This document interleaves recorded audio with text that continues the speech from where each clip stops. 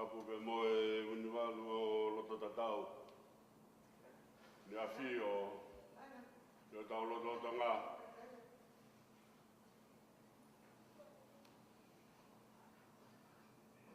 O tau whakaini ki Pekia.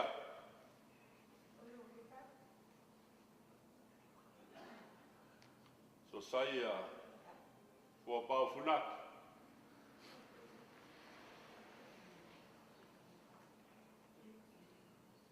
O tau ki Hoeiki.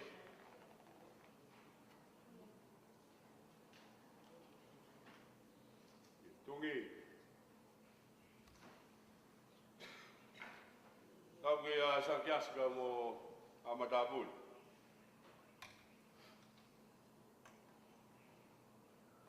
Tau whakaini ki Indomo Office mo Hatau Laiki. Tau ki he whahu. Pe ki he Ulmutua. Tau whaki he whaifita e Pekia. Ai ko Maria Funaki. Tau ki he kāinga anu katoa. Mo mea mai, whakahae ka whakaapa mo e whaheke ka wholau hola se tau toko wai. Me taimi ki tāniki.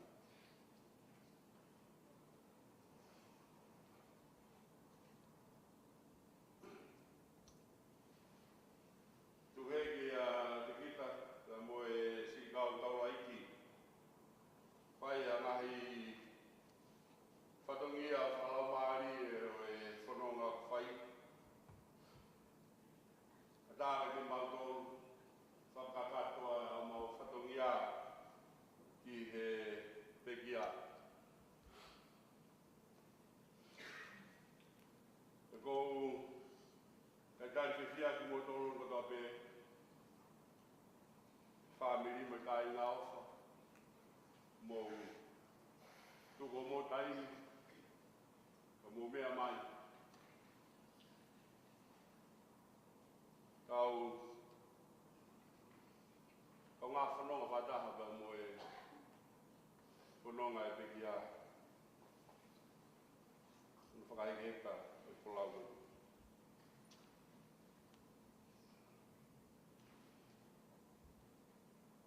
Nā ku lere atu i he wikepeko i ni. Ki hopo nai whai, nā kau i he whaiwhatongia i he hopo koe ni. Nei rea nai whai i he whakamau, koe whakamau koe ni koe pālang. Ka nane rea ake ai mea o ku ongo ki hopo loto, ai mahu inga o mea nane rea aki. Tō taha koe ia na e whakaunga tāmaki ono tataki ia ki e wharewha maua ngā na i si Pekia ono tua whiwhine. Pea koe rea ai whamau na ne pehe na ne ngāue i tonga taula.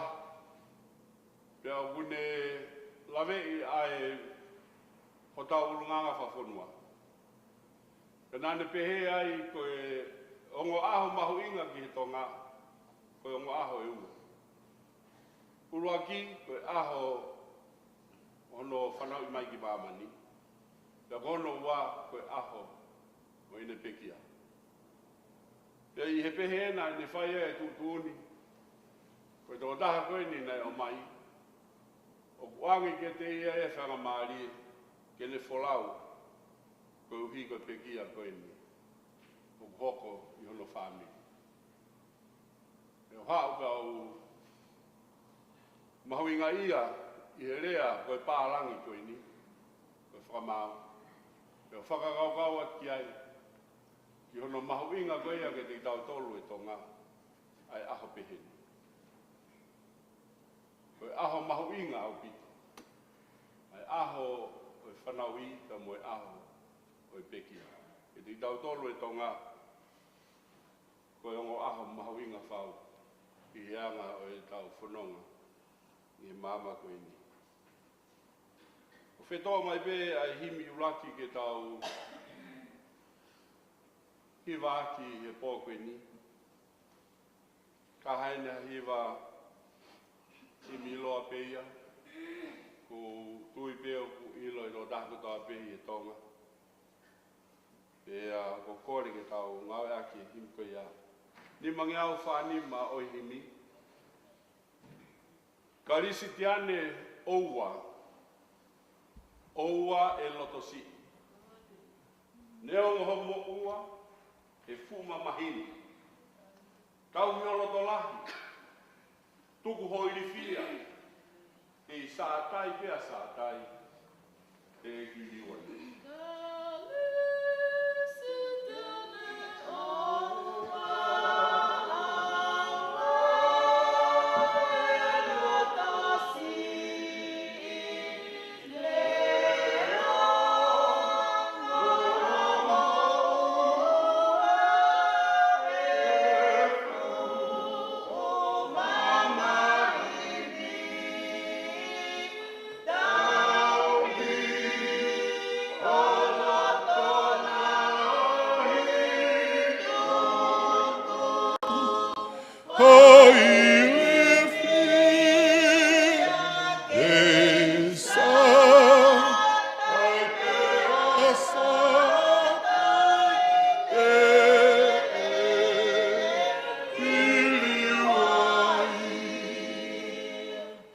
Tangata whakamama, o kune ilo pe, inasi he tangata, i tangi pe moto, pea kune ukuma, mo whakamau mau, tariki he hoa, e hoko ai e malu.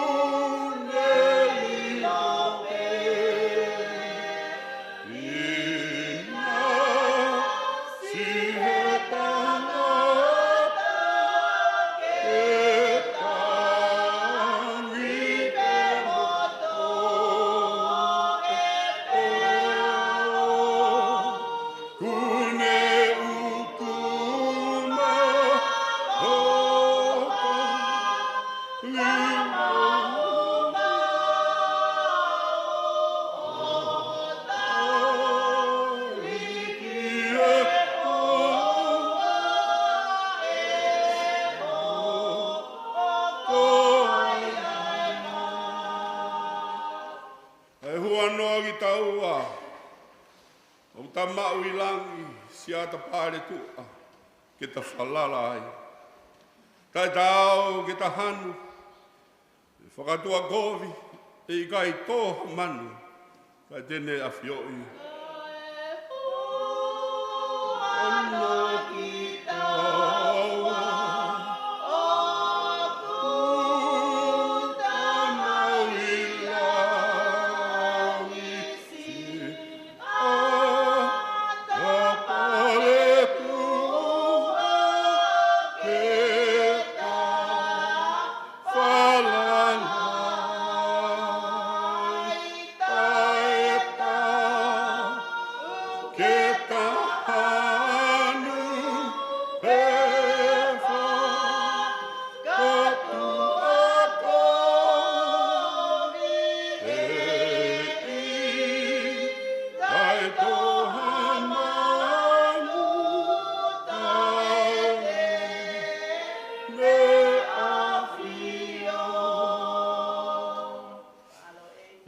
Si pe no whalea neongo pe mau mau tau he ngoe anga mate e whanga manu more whalala anga ko au teo loto lahi ko au teo fie fia ki sātai pea sātai te ekiriwa ia.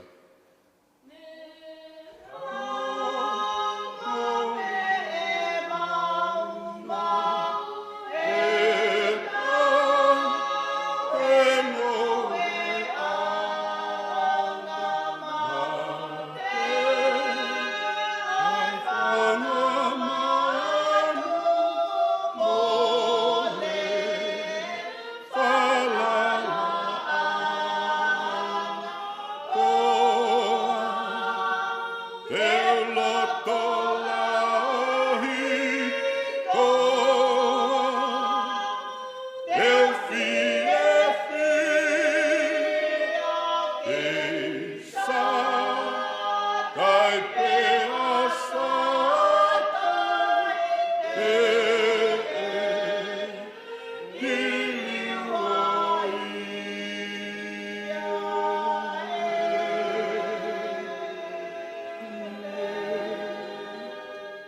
e da lotu. E o doa mau tamai ta ngata. Mau whamalo ki ho awhio ko uhi ko aha whakakoloko e. O whakainasi aia ki mau tolu hono kotoa. Ai whamiri me he lahi o au ki he si. I he ke resi tau koe upi ho awhio. O ku mau i he ni pe ko ho me si. Ma mwe le lei whau whau ho awhio.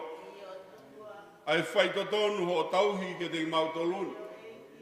Mau au si ai aha whakoloko. Ne ongo ai mamahi. Loi mata kua tō ko uhi ko e māwai. E ko uhi he kua ofi ke te mau tolu. Ai pekia kua ne hiki aku. Pea ongo ki he mau loto. Pa moi mau whakakau kau. He koe alu e o tua, i kaito e whoki mai.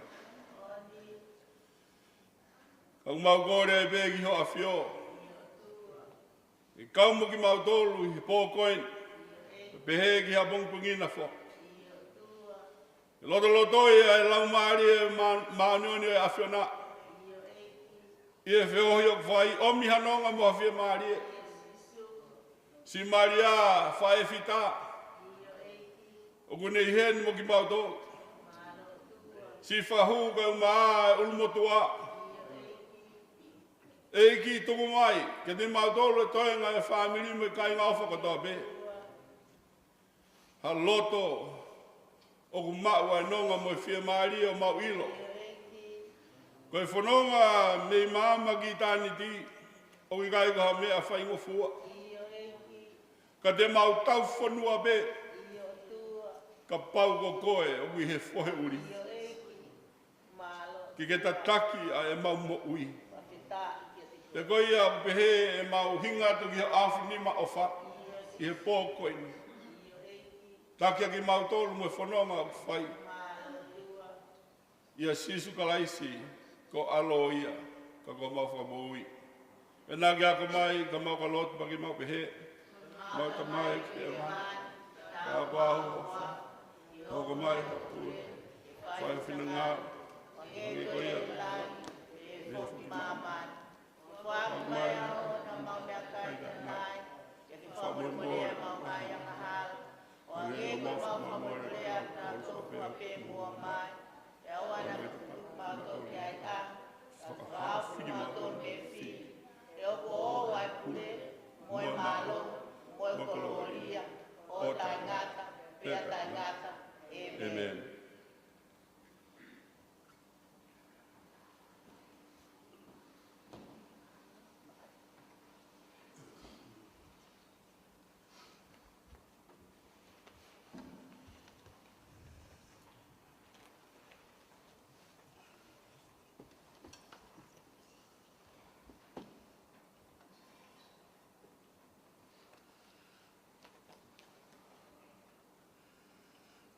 Ko kore peke whanga i he whakatapu ko ose whai atu me moani pea tarangata e tea whai ki tua.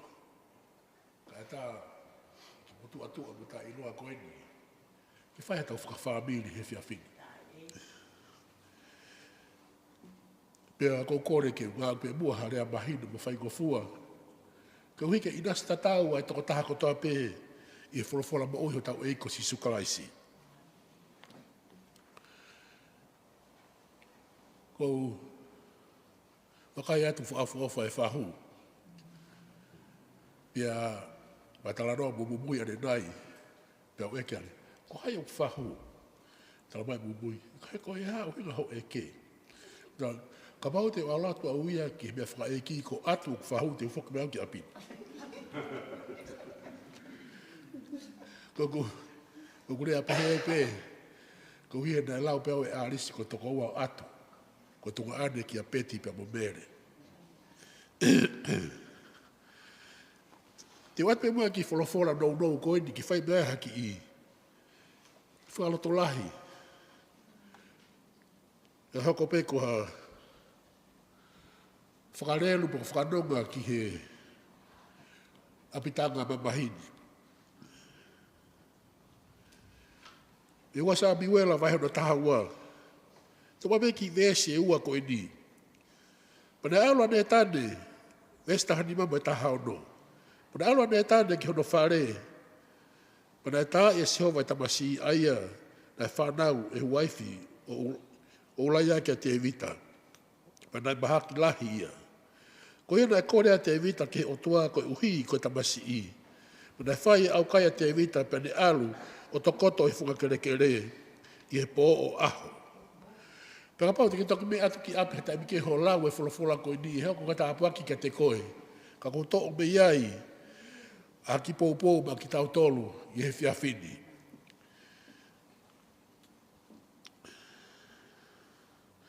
Lawa i pehe motu ani, ko toko lahi o ki mou tolu heni. Ko whamiri, ko kāinga, ko kaunga mea, me maheni, o e pekia. Me ko utui kumu osmea i kotoa pē, he kaito e aunga e wholofola i koe ni.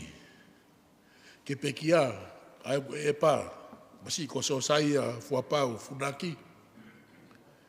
Ka ko omi pē e wholofola koe ni, ke toko ni atu ulmotua. Ko ha whakanonga ki ho api, ki ho apitanga masiva, apitanga mamahini. Ka ko utui pē e hoko ni ko toko ni ki ho tau, hala whanonga ko ia mei taimi ki itaniti. Pea ka pau na itikeke ke ilo ni ki mua, ko pehe ai ke ilo ne vai he whiawhini. Ko os tohi ia i he tohi matolu, ko mate ko appointment. Pea ko appointment ia nia he kai te lava tahai o ta ofi pete ne toloi pete ne kanseri. Pea he kai ke lava tahai o whaituto o ni atu. Whaituto o ni atu ki he mate ai taimi koe ke hoko mai ai, me whaitu e hoko ai, pa me whaunga koe e ne hoko mai. Koe uhi koe mate ia koe ia une whai e puka appointment ko ni ba au. Hange ko ia tau ihenia he whiawhini. Ko taimi koe nai toko toa i tama eiki, i whare maha ki mea whai hono ngai whai to o kia te ia. Nere mo e taila sisi, pa tau, na tau ilo ko toa pē, e wawe mai taimi, pe ko ha aho peheni. Pea ko hanga i hono, sino kere kereni, o whakatangata hai me ki tau tolu i he whiawhini. Ko taimi whakamamahi eni. Ka koutui o hanga pehe o tua o ngawe aki a taimi peheni, taimi mamahi mo taimi whaingata a. Kene o mea i ha mea lelei mo ha mea whakaofa ki tua i he tau mo'ui. Kene whakamo'ni i mea ki tau tolu, ko o tua lelei i a tau mei mua. Kono maoni ka osi whanongo kotoa pei herea ko ni koe hala nia ko papa. Pea ko pau ke tau fou kotoa pei ai. Koe vai hala e koe ni ku whonui i he whaingata a pe moi mamahi.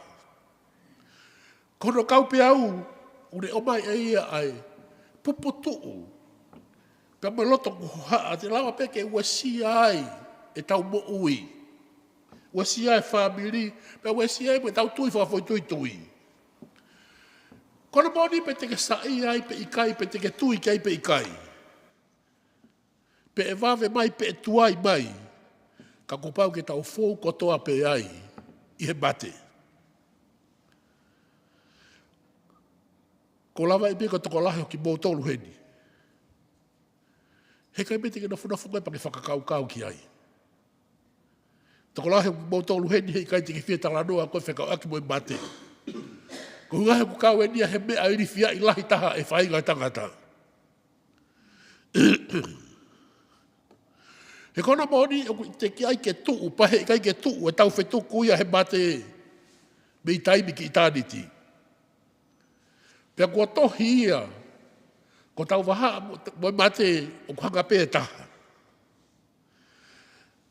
Pea ona ke whehui e koe, ko hana huna uhinga, si mate kei si ia e Sosiua. Ka ke whai whehu i koe ni, koe hana no uhinga o koe kei mo ui ai. Pēku tō tōnu ke whakawheta i lahi koe ke o tuaku ngā, une o atu ia whainga maari e lahi ma au. Ke mateu teu ai ki hatai peheni. Koe hana i ho me ai whai, ka pau e hake e fui peau tā koe ni ho loto whare. Ko hana i ho me e whai ka pau ko hoa o whaangainu e epa. Ko ha ho me e whai ka pau ko tahainu o whanau o koe epa koe ni. Ko wholofola kone tau lau ane nai. O saia te evi taia koe ngana o si oange e he otuaia e whakatokanga ki mua. Le wholofola e otuaia whakafohe palo whitaia ne tane. Talaka te evi tai mate tamasi ia. Vesta hani mau ase ne puke lahe tamasi i. Vesta hao no au kaia te evita mo lotu ke otua koe uhi koe tamasi i. Whiunga mo aho e fitu e lotu mo au kaia te evita mune kore ke otua na iai ha meesi ke te whakamu i tamasi i. Ka koe whehu i. Koe hahano uhinga na to he laia te evita he lotu lolotonga ena ne os i lope na talaanga he palofita talamai si honga mate tamasi i. Ka neongo ia na ke i lotu pe te evita ia. Aia i he ne whakaukau he ilo na mesia e o tuaka o hiko mo ui e tamasi i. Ka neongo kotoa ngahi lotu ko ia na ke i mate pe tamasi i ia. Ka ko whaameke ke hanga o whatoka nga e mea ko ni ka pai hoko atu o lau e fulofula.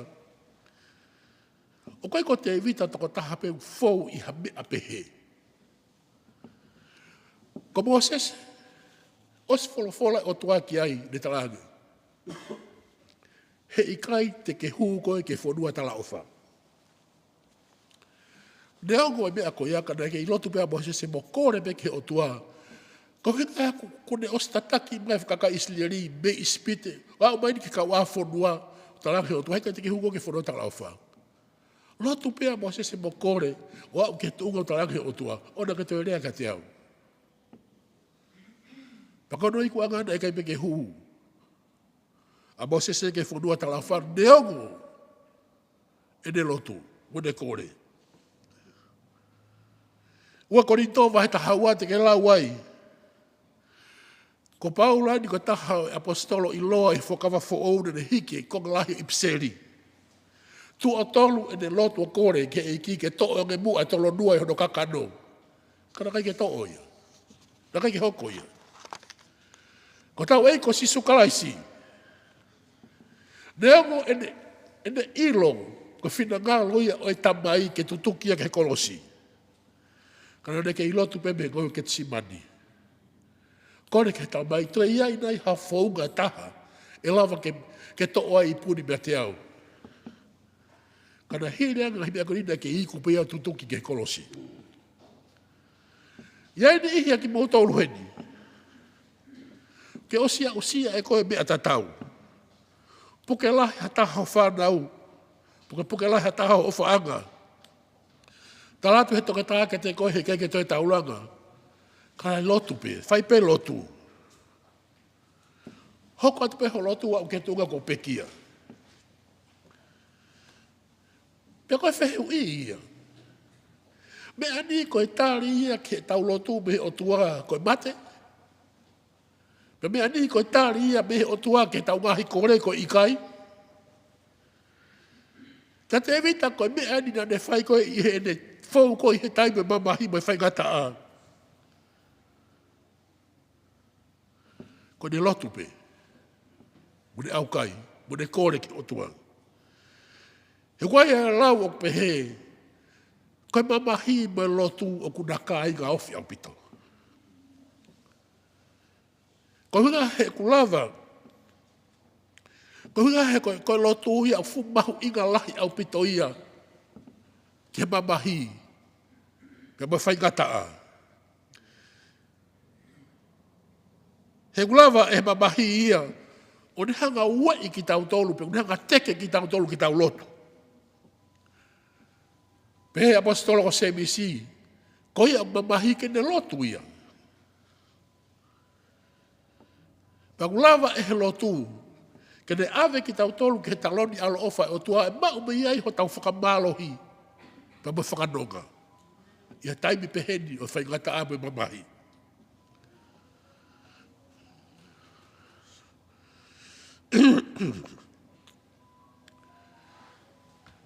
And when your life comes face to face with trouble and sorrow, and it seems that your world has fallen apart, prayer can give you peace of mind and enlighten your pathway. Ni iho ki mautolu heni. Koe lotu, koe mea whakamui tahaya ki ho mo ui o ka bauti ke whauha mea peheni. Ka koe ni. Koe lotu, koe mea ne rei tahaya pa koe mea totonua ke whai he taimi te ke whauha he taimi peheni. Ko hui koe ke resi pa moe mea se o tua. O ne hanga o ai, a taimi moe mamahi pa moe whaingataa. Ke ne pelu ki ho tau tui, ke tau lotu ai ke te ia. Ko taimi kona mōre ai, me whamamahi a te evita he mōre hono fuha. Na kai ke ngata pe i he ne lotu kana neto e au kai ia. Pa he kai ke tau lawa tatolu ia o whaka i kai e whai moon whakawholofola ko ia tātu o lahi i he wholofola. E ne hā ai, taimi whauai ka kai o tua i he mamahi, me whaingataa, o nau whaka e fuefua ki nau tolu ia mo ai tau angaa, ko nau whakaha ia e nau whekumi whakamāto ato ke whawhonga koe o tua.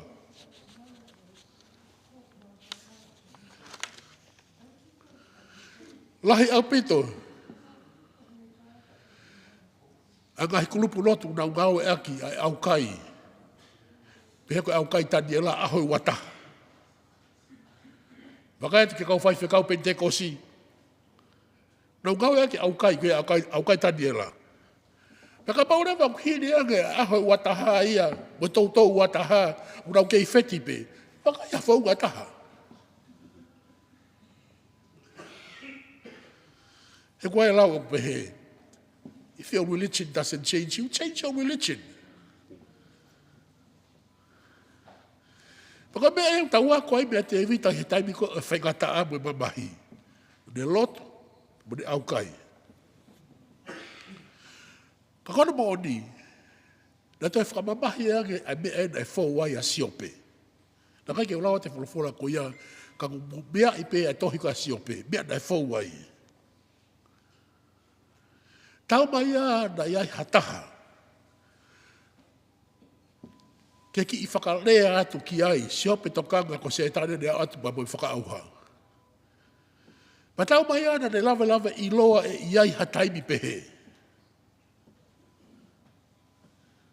Kai ka hata haia whitu utake atu ki ai, text atu ki ai pe, Facebook atu ki ai, siope tokanga. Oho vare pe whaaki. E whaingata a kotoa koe ni. Peka pāti ke toki lau pe siope wahe ulaki. Vesta hata olu ke vese no tahiwa. Hoko mai e kau tala whekau, mo ngai pōpuaki, mo ngai mea whakamamahi kono whakahoko ka siope. Ko ka ase whakamon manu, tamate e hokau tamai eiki. Hao e whikaua, tō haafi mehe langi. Whakaauha whakasipi, mea mate me kau tamai eiki. Hao e whikatolu, ko ka ase whakakameri, me tamate i kotoa me kau tamai eiki. Hoko mai whikawhaa, Una tarangi ko mate ko toa ho whanau e toko hongo furu. Mea ni kou kui koe wheta omi mai whaingata a he taim pēta. Ina kai a manaka si ope e hoko kotoa ni whiau pēta. Ko haa ho me ai whai o ka pauti ke fōu i ha taimi peheni. Ko koe anga ni koe ai whakawhea ngai muno taria e si ope. E taimi koe na hoko mai ai more ke ne whanau pe mo ne koloa. Vesi wanoa na tua ka siope o ne hae ono pulupulu, tere mono ulu, pa tōwho hifo ia hika negro whakai fuafu, mo ne huai ka Sihova. Pa koe anga ia pa koe whau ngai a koe hanga e siope o ne whakahai mai ki tua, ai mamahi i hene mo ui koe hunga he kuo, ki hono loto, ai mo ui ne whanau, pa more mo ne koloa. Pa koe ko haki more, ni ka koe fu more. Pa ka pau, o ku ke o ngoi e koe, ai more ai toko taha, i ho whanau, pa ai hongo, ai hafo i toko taha pe, fe ai a siope. More kotoa ne whanau, pa mo ne koloa. Ka he vesi unu wataha, hu ko siope ka siova. Na rea ka siope me a tolu koe ni. Haka ia ki mui ke aha koe na whanau ia. Mo ne pehe. Na kau te le fua pe me manawa au whae. Pe haka ia ki mua ki no aho mate. O ne pehe. Pa te au fok te le fua tu pe. Ko siova ne le fua ki. Ko siova pe ne toi to'u atu. Pa toki hanga ke ki olunga. O ne pehe. Whawhetai pe ke huafa siova.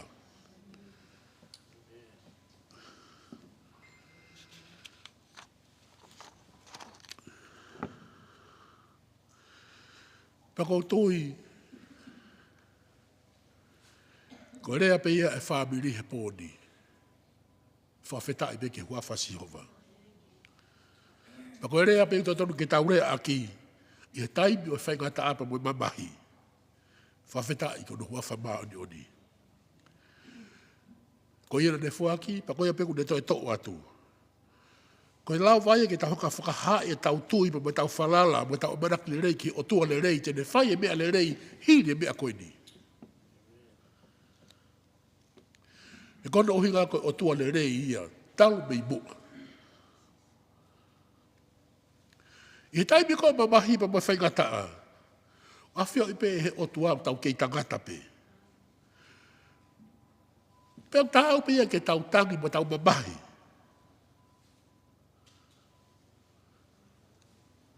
Tangi koe mo ke mamahi. Ko hinga no molo pe ia.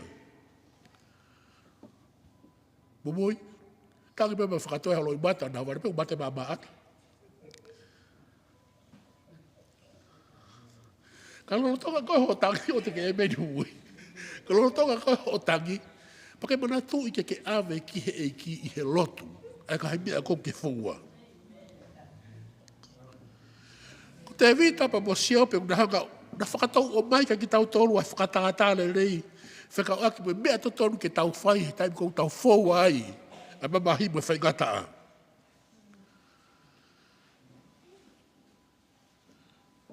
Nana hu na waia, mo whakawhetai kia Sihova. Ka tau pehe, koe mau mei whe e hea ngā tangatani e whahinga mahino ko ia. Kone hoko mai pe ia, mea tangata na tatau hono lotope mo Sihova. Pako hoko mai pe ia mea tokotaha, une mau haloto hanga maari. Na hoko mai pe ia mea tokotaha, kune o sia usia e ia, ai le rei lahi koe otua. E ko taimi koe na whakawhetai, na pehe koe siope koe, whakawhetai pe kono huafa maoni oni, pehe e siope ai. O kua whio i pe e Sihova i mea une whai. Pe kai ki aha mea te ne toi le ei e mea koutui ki ai. Ta tau e pepe koe haa e mea e hoko mai. Ki a siope. Ne ongo ngoe whaingataa. Pe moe mamahi na fōua he ne mo ui. Kana ne ilo pe mea koni. Ule rei mau pe a Sihova ia. Kia te vita, ne ongo whaingataa moe mamahi na fōua he ne mo ui. Kana ne ilo pe mea koni ule rei mau pe a Sihova ia. Ma ne ongo katoa ngā hi mea koni, tau fōua ai. Ilo rei pe ia he whae koni. Ule rei mau pe a Sihova ia. Ta tau ai pepe koe hae mea koe te tau fōua. I he mamahi moe whaingataa. Ke ilo pe e koe pa ko ilo pe au le rei mau pe a Sihova ia. Ka koe whehu i eni. Mea niu kei le rei pe he taimi koe o whaingata aba moe mamahi. Mea niu kei le rei pe o ka hake a fui piau tā ko ni holoto whare.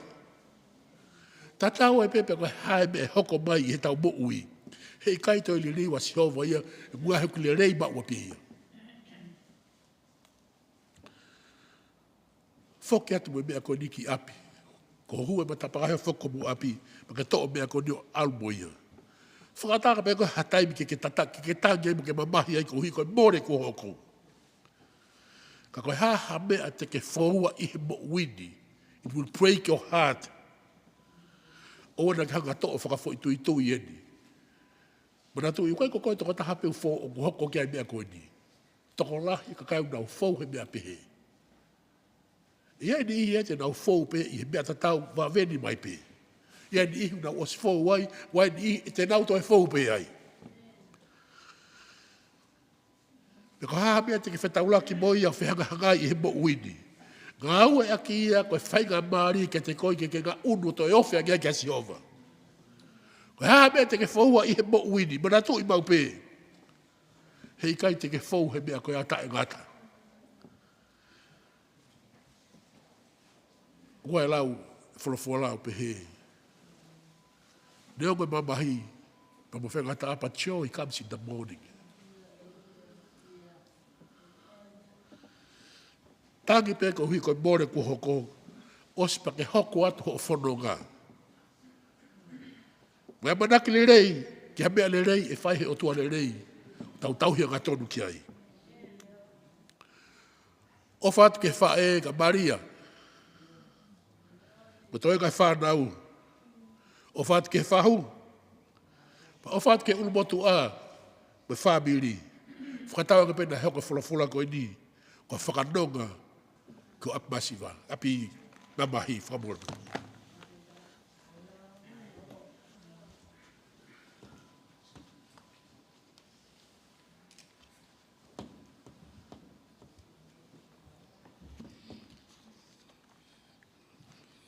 Kore me tau hiwa mai he i himingo ni he ono ngeau ua fulu mawha mo me pei lalo tau hiwa mi e.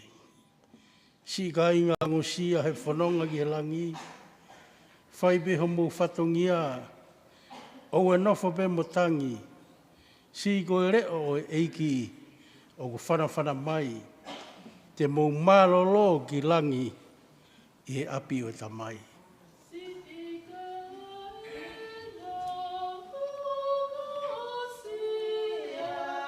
E whanonga ki he langi, whai pe homo whatongia,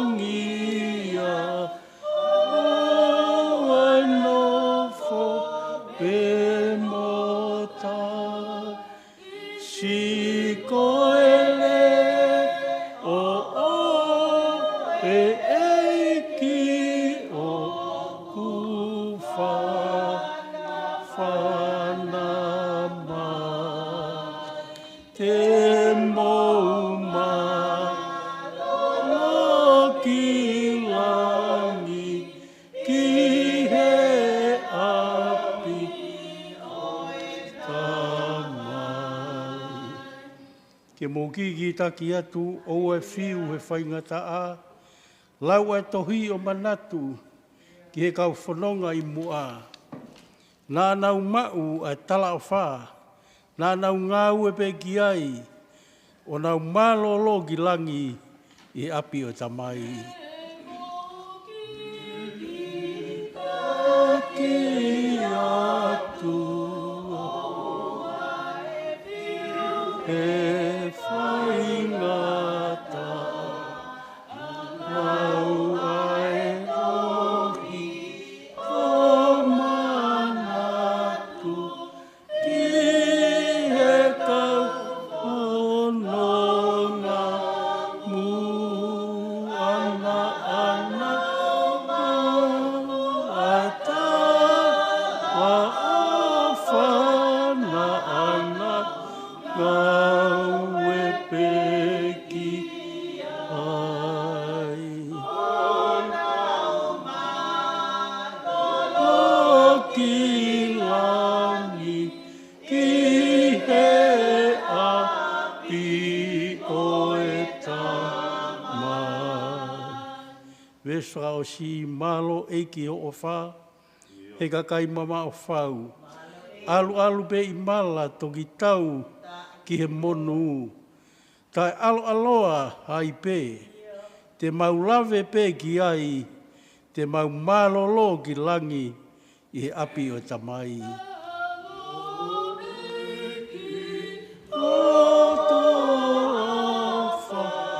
E kakai ma ofa, alu pe i mala, tauki he monu.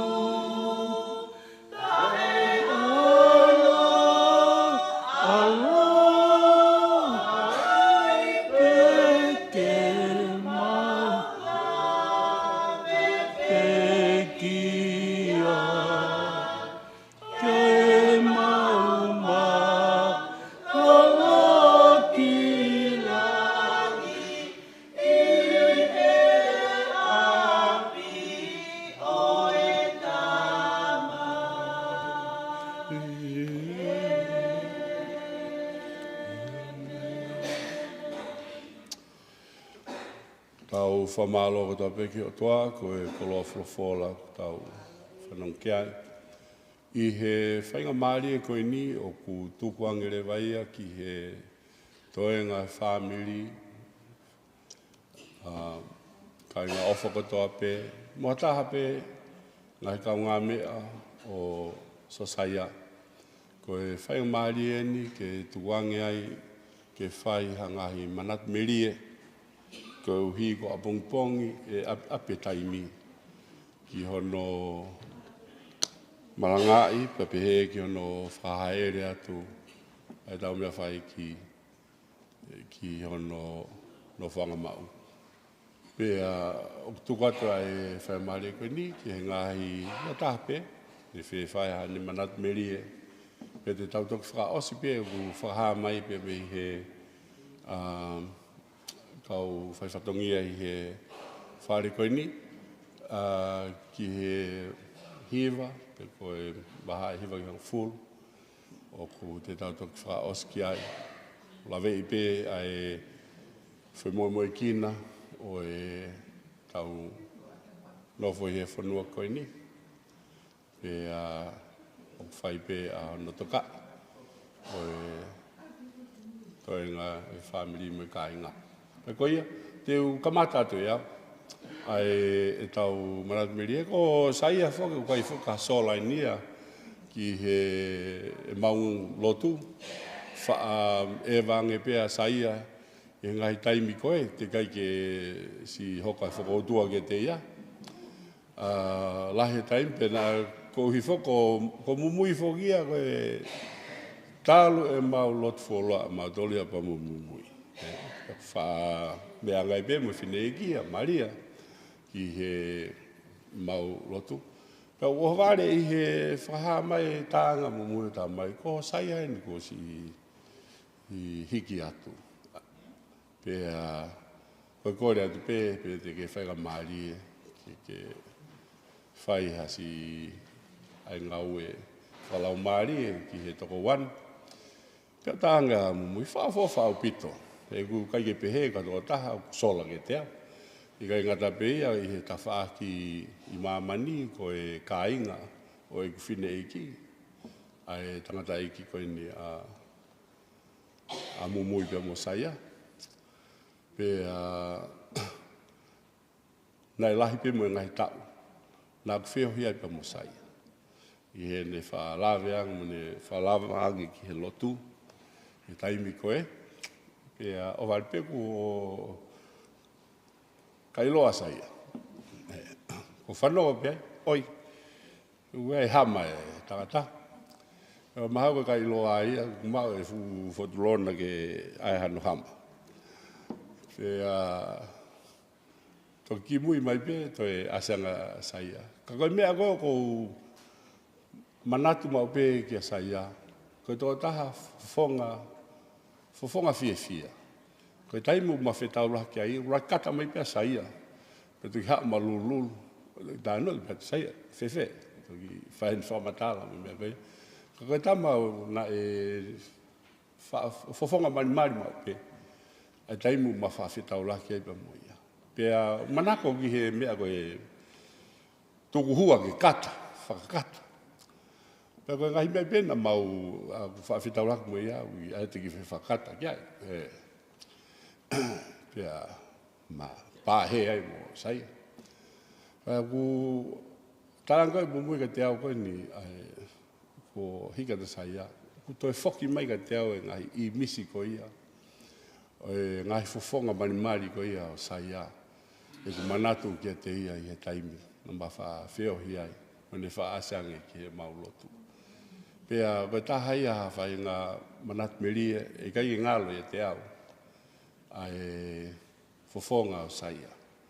Ai mari, ni kata, mo ma whakata, ki mua patau whai e maulotu. Ko saia, whamanako me pake tui mui. E mui he, me ofu peke horisi ko ia whai lotu, mau whai lotu, he loki ko maulotu. Pea koe mea ko whatonga i ai, ko whai koe hiwa, maha ko ne uhinga ke tawataina e ne pasi. He koe mau lotu whoku, aluai hiwa, pea aluai me pasi, ngai mea pehe. Pea i kai ngata pei, kau ki lava ki ngau e mui. Mahana ku maa ia he sio mumui na mui whokia. Pasi pea ko tai peko utak maafana mumui patok ngau. Ko saia ku maafana he taim ko toa pē na rango ke lotu. Tau pē, laka mea saia mui ata, pa whaiteri haia e ne pasi mo ne ngau e. I he ne fia hi a rango ke lotu. Paka ngahi I misia mo ngahi manatu e kai ke ngalo e te au. Ai tokoua koe ni saia. Si ofat, saia. Whanonga. Tawanga mo e toake ne tataki koe. Pea, tuku atu pe, pea koe ka pau uaha o ki hao manatu meria. Manatu I pe e toi ai mo e toko taha e toi hao I hotu a.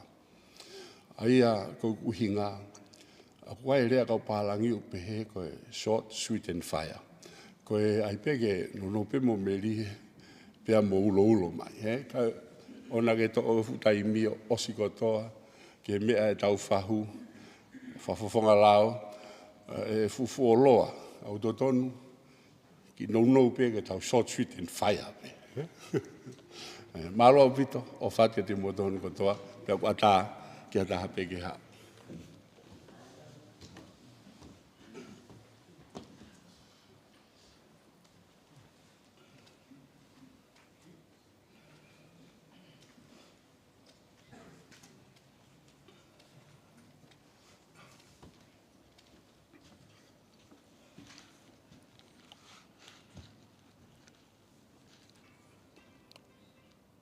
Tapu mo e tolutahi o tua ku nau awhiwhio I o taulo tolotonga. Tamai, alo mo e lau maare manioni. Tapu mo e pekia Sosiua Fuapau Funaki. O kune e epa anu whakalake pa. Tapu ki whahu mo e whakalanglangi o e tokoua koin. Koe tamai, koe tama, tōnga ane, mo e koi whoki. Tapo ki he whaiwhikau, kau taula eki, mo hata gloto. Tapo ki hau eiki, mo haa matapuri. Whatapu whoki ki he ulumotua, mo e whamiri, pea pehe ki he siasi. Ka inga maheni, pe ki he sola mo e vulango toa pe, o ku tau lo nuku heni, he whakaheke heka e wholau, ai tama, tamai, tōnga ane, mo e koi koini. Ki mua ke u whahoko atu e ki I tala nou mo whahano nou pe o e pekia, to mua whawhiloa ki atu au. Ko kui ngoa ko kolo ki lakepa manaka e tau Whiripe o tai. Ko e tupu au he si, he whine eiki a ai pekia.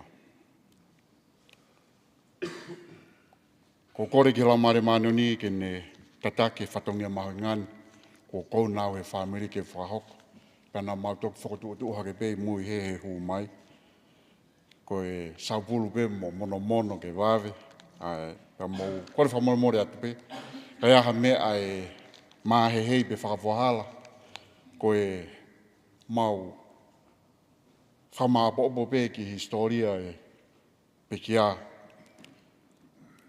ka ko kore whamore atu, ka pai aha mea ngalo mo whihalaki.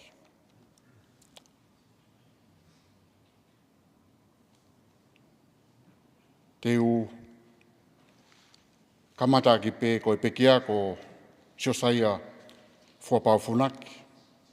Aia nai whanau ia a hovalo Novema tahi wano hiwa, ino ko alofa pe tonga tapu. Pena ne tari hono ui maanioni, hange koe ko mola vei, i a tāwhitu o September. Wanoa wa wha. Aia ko e tau sio atu ko e laweni hono tau ni menima, e ne whanonga i taimi, mo i teu ki o tau api mao i he wani. Nai topu hake a Sosiua he loto whare o te vita Sosiua Funaki, o kolofo o, pia mo Maria lo i matato i moana Filipe o tai o Maofanga.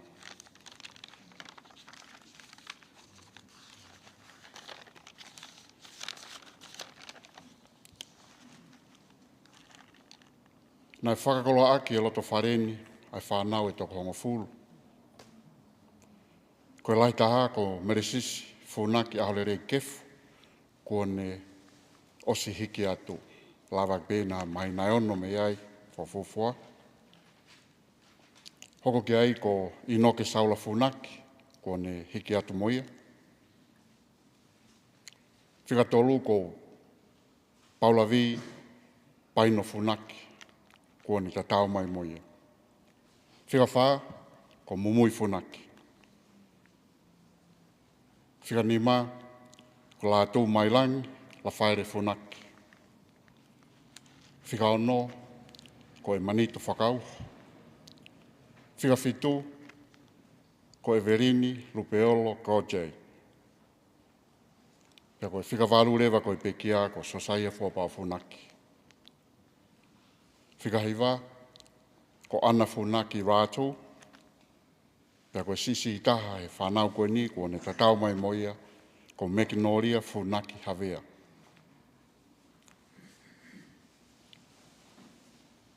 Ko e ekia saia ko te vita Sosiua Funaki.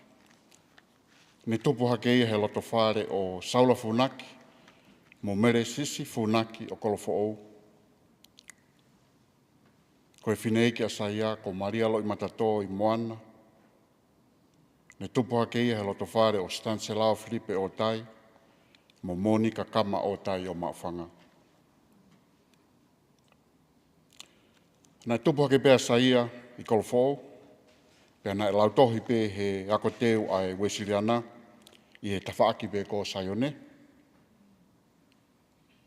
Nai hoko atua saia ki he korisiko tupou. Kauia mea na o manatu. Nai ako nofo maa, manatu i mau pē, taimi teu koe ke whoki ako nofo mau. Mea na e amanaki le rei mau pē saia ki ai. Pe hange pē ko ki tau tolu toko lahi heni, o tau whakapaea he whanua murini.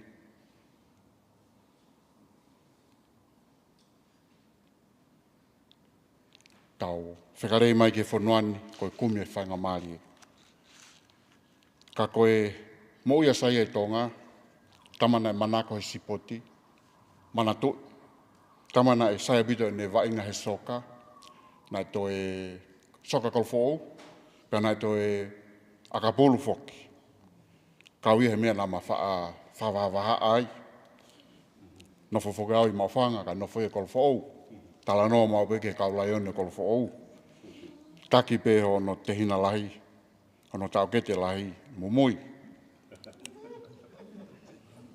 Kau tama e laione kolfo ou. Kou manatui hake pē, Pea koe mea ko mahu inga, koe tangata na e manako mau peke sino le rei, mana tiu e taimi na e whaewa mau peke kolo, sio ka saia, kau e kau teu sino le rei na e kau tamana e nofo he talalo i sia ko ve yongo. Pea na e tamana e manako mau peke fotunga le rei, sino le rei, momoi le rei foki.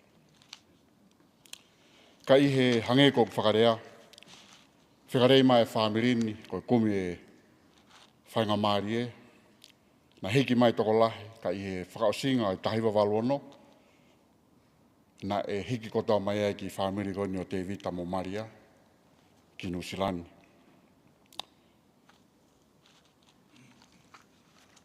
Na e ngā au e pēr saia ngahi ngā au e keke, ngā au e nā ko manatu, i koe ne ngā au e he Demolition Yards, wha alma o pē o whenga hala i kapa mo e wha papa mi e saia. Ka ku maho inga ai ngahi makamaire o ne moui, na e mahua whaka saia.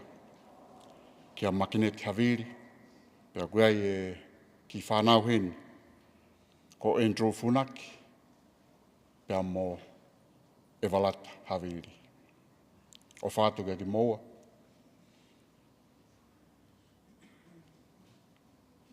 Ko mea kia i whaiwhekau, toinga mo ia saia, pēr teu whakaosia ki pē ai ku ki manaki merie, ki he tokoua koe ni. Na e tau e tahana ku hiki atuai o Maunofu, Kolofou, mo saia. Pea na hange pe haku tau ke te lahi a saia ka te au. Hange pe ko lawe, kaiki o kaha koe soka ka mea nau manako ai au. Kana ne whaataki mau pe au ke mau o ki bangai o vai ngai. Pea au pe o mau kamata pe i api he tau mui, ho nau api, na makamata ki pe hono tātāna ke whanki stokeni, whakapona o kufu o lahi pe pēu ku lawa le vai au. Te akahi pēu ku kai ke whewheka hato vae, kai molu whiunga pe. Pea lahi apito pe ma whaava inga holo i mui, ka koe mea lahi pe ka te au na o manatu e toko tā koe ni ko tangata ofa, na mau whawheo, whao ki uta. Tangata ngā oi mālo, ko tangata na iwi lah. Ko au ia nau koe penlolo ai ko ka mea nau sa i ai, ka nane whaateke mau pe au ke ngā ui, ke ngā oi mālo, ai ko mau whao mohe wao, ma whao ki uta, hangu lau koe whaava inga. Pea ihe matau whitaulaki koe ni ki moini i Nusilani, mau whepuringa ki mau takitaha huuhenga hala keke. Pausio koe ki ai, kai pe ke me whamanatu mai peka te au o kei saiange pe ia te au he tani lahi. Koe tama e, koe pena akapolu saiange, koe pena soka saiange, pea toi iwi lahi ange pe. Pau mooni pea saia, tangata na e tare ni te i au pito, ko siana lahi. Pea i he konga ki mui mai o ne moui, tau lawe i ko toa pe, ai tuituia no sino, i he mahake na i ai, ka ku hange koe mea na mea kai whai whikau, na e kei moui rerei pe hono lau maari e mono loto, pe na e haa sino mai pe ia, he hono whakafotunga mau pe, kai ki te lawe e kita, ko matu ko whamuimui sio ki ai, na mea hano wae, kei mari pia sai ia. Ai ko mea pe ko wako me tō tahako ni, moi manatu me rea ki ai, tangata ngā aue, tangata loto whiawhia, pea ko manatu i pe, ai ni aluange mo Andrew, KCC a Andrew, ki o mau api, koe ma po, alang peo ma po tala no, ka koe ne aluange koe whawhi loke hang. Kai ki lope ke manatu i Andrew, ma nofu i maangere, pe ne aluange peo whawhi loke hang hano ki foha. Koe ai saia ko o whaatika te koe, kai kia area whiunga, ka po iloi peo ku kei he wheitu o ku tau teu mo tau whenga ke tau whakaosko tō peki ai. Ko ia peki i rea, pea ko tatau atu he. Mahalo apito.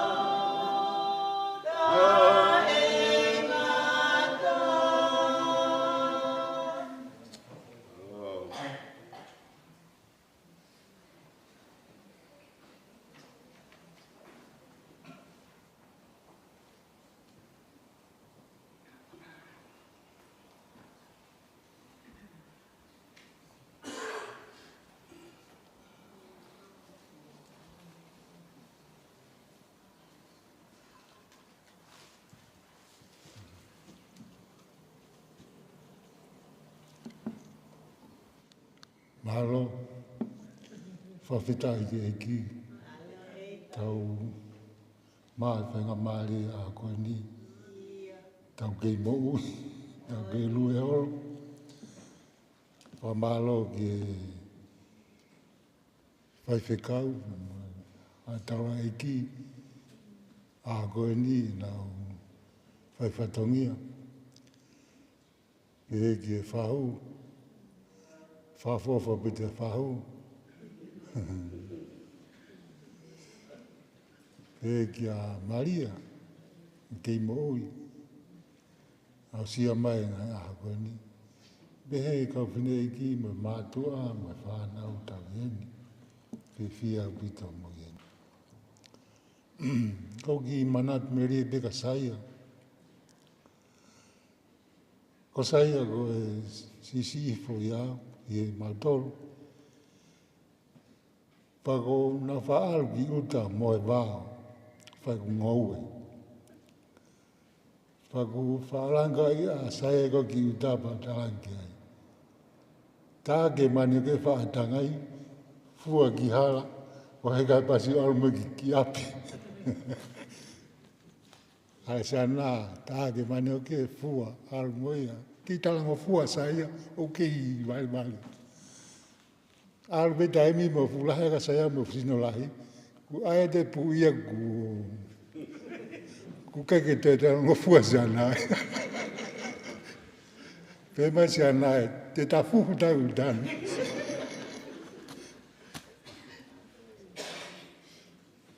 Korewa, te tafuhu. Kaki ai mani o ke, e te dai. Kake, takatani.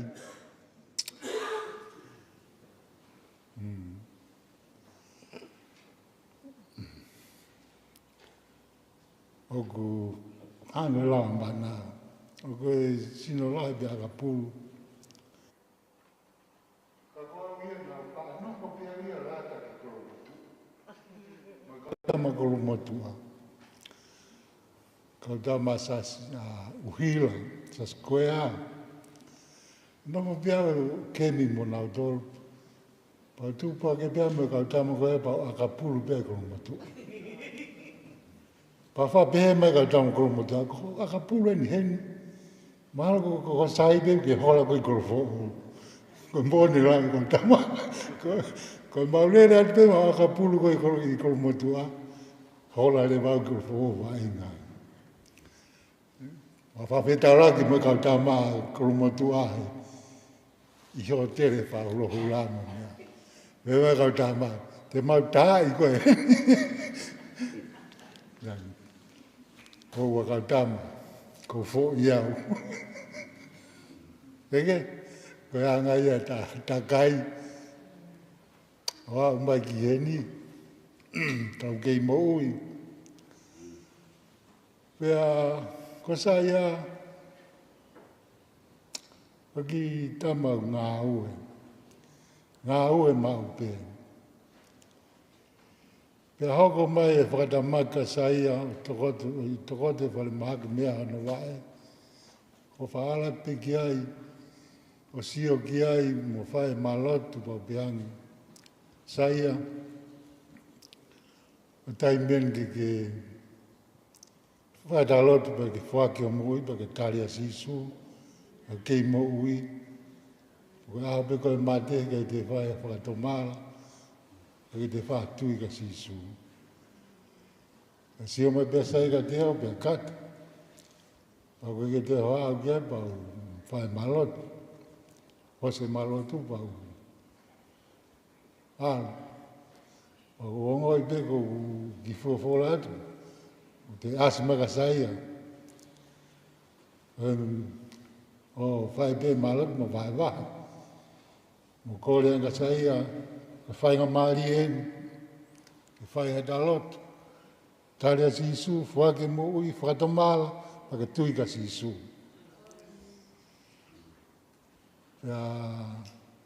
Kata pe saia mo mape ko si ongo e saia pe honoloto ko sia pe kia ku kia whakatomara i honoloto pe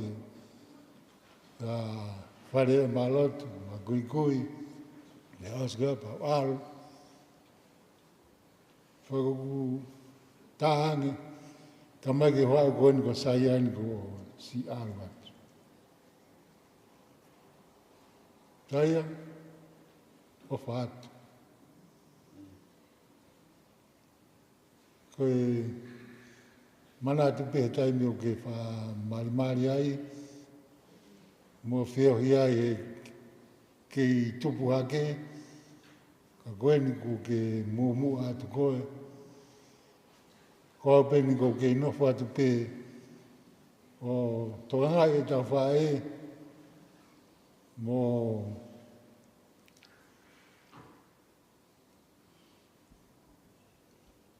wha mara ala te hala te teu ki a sisu. Mo te tala atu ki ka kai ko toa pea sisu. E nā ta whoki. O tui ka sisu. Hoi ai saia o whaatu ka te koe. Mālo au pito ho ngā ue. Mālo e whaiwhatongia. Mālo e mari. Mālo e agapulu, mālo e soka. Ko rā batuia.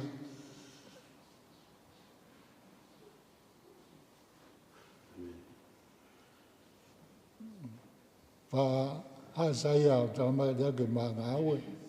Pako whalato mā ngā ue o hae whare. Pako peata saia. Saia. Te whakangongo mga te au kauratu whae ngā ue. Ma saia. Ko ngau e aku ki hau ko whakangongo mga te au. Ki taitari pa kau ki. Aia te au ki pui ka te koe. Eo saia. Saia te maka ke ai. Ke alu mi heni o te ngā ue koe heni. O sa te peku. Ke te ala ngā ue.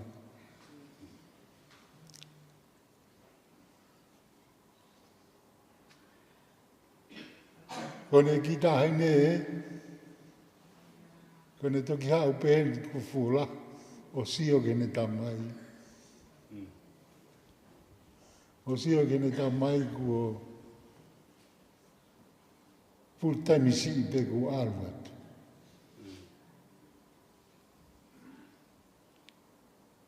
O peanga sai o whāu, alu ai mai ho ki tahine ke hau. Kai pesai.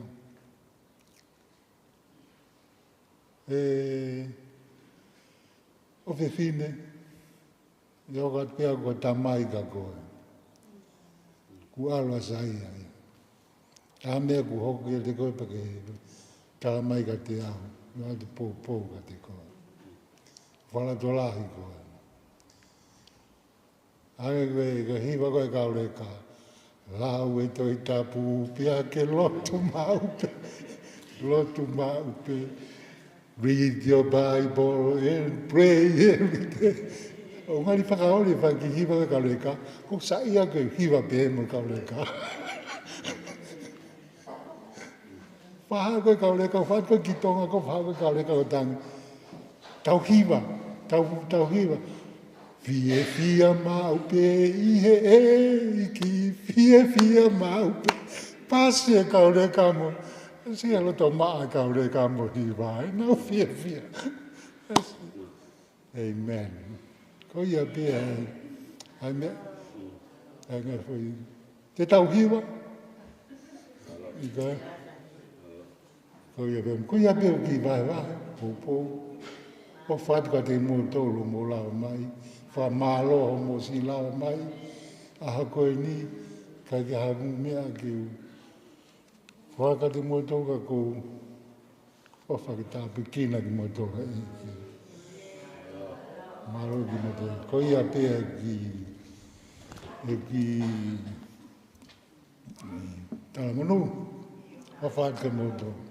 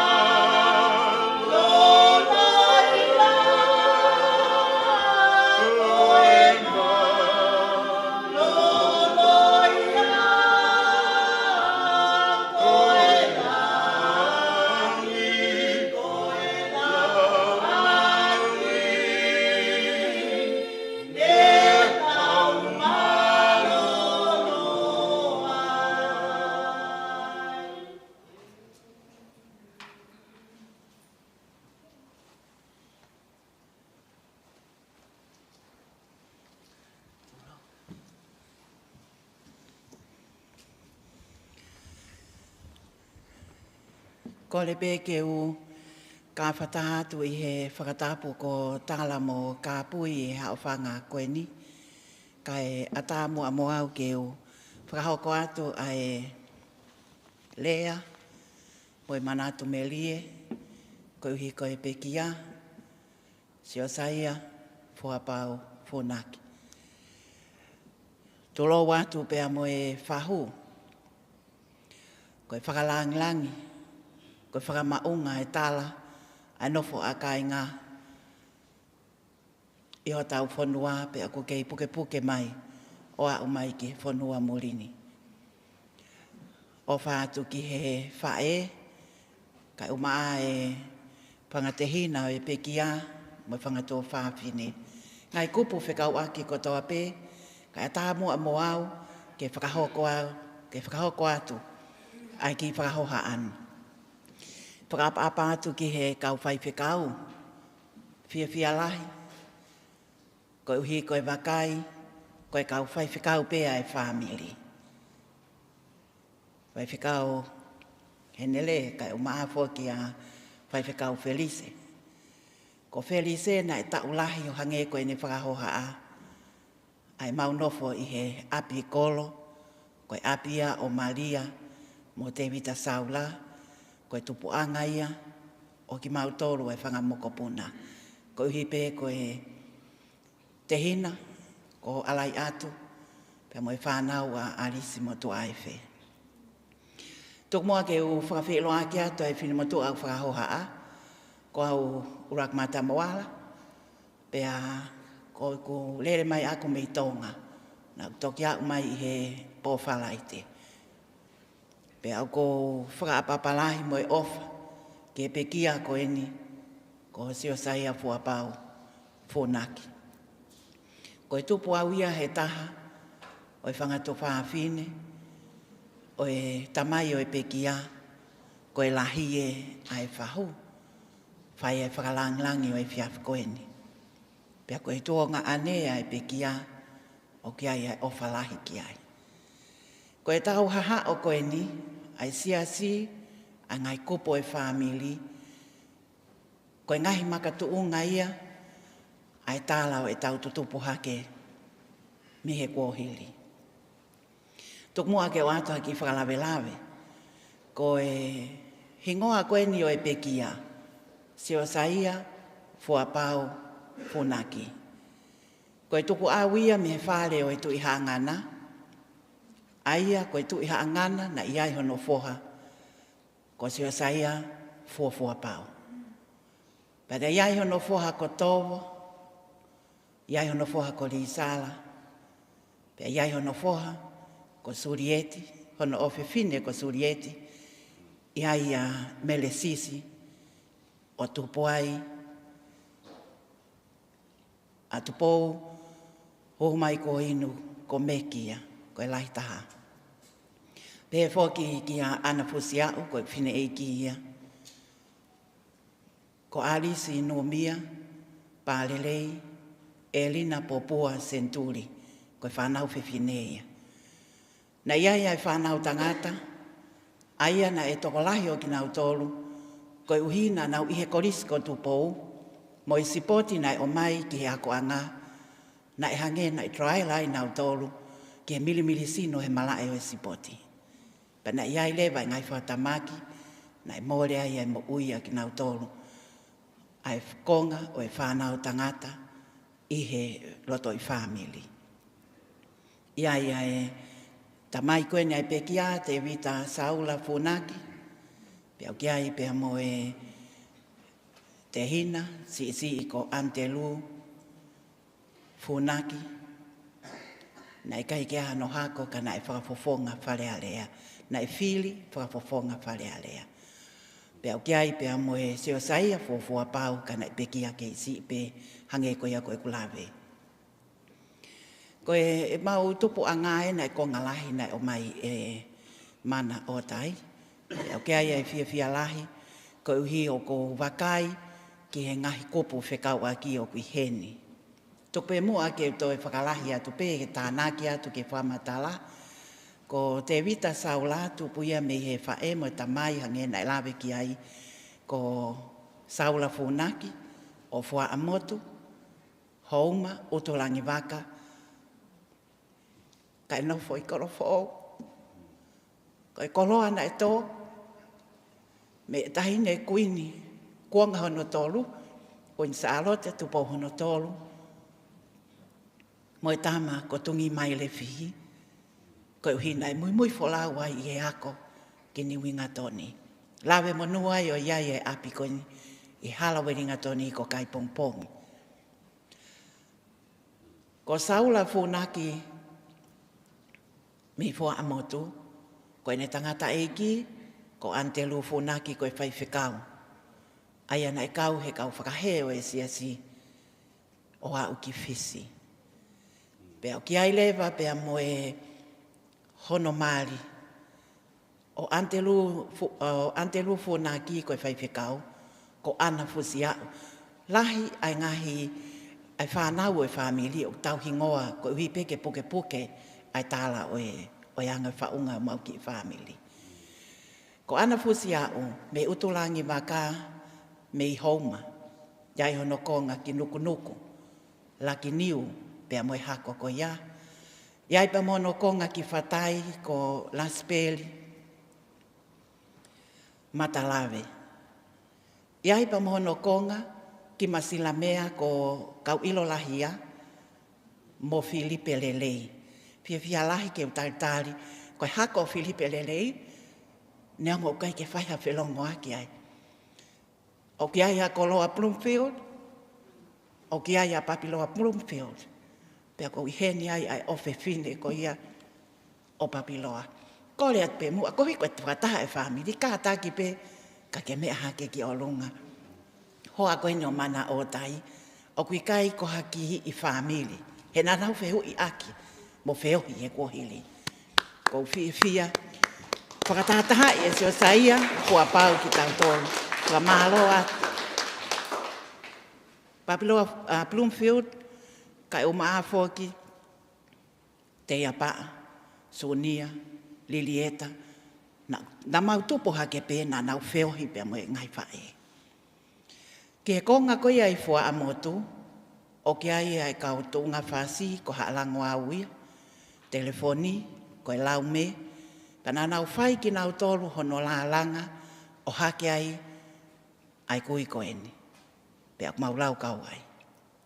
Ngā o mai ki he lolo tongani, tō lahi o ki nau tolu, o ki nau hikfonua mai ki mulini, hoko koe kau whai whikau, hoko ko ki nau tolu o ki nau ngā wei ai whonua.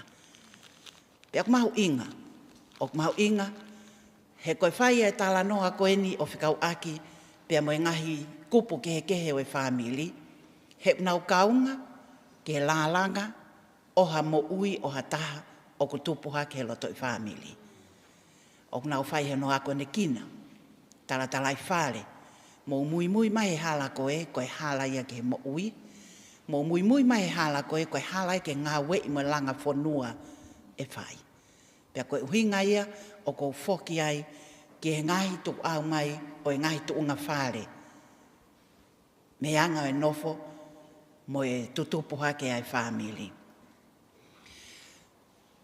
Ko e whae koe ni, a te vita saula, pea mo e toenga e whanau, ko mele sisi vi. Hange koe ne ulau ki ai, ko e tuku au mai ia, i he mokopuna, o pita vi li ki tahi, na e whakamo oni ki ai lotu, whakakaristiane. Pea mahu inga, o ke kai koe historia pe ia te ia, ke whai hono puke, ka mahu inga ke mo ui aki.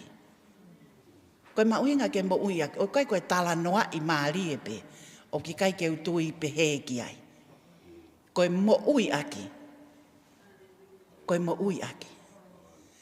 Pea kou whakau ki he pe kia, ai anga hono ātakai i he ngai historia mohu pe he.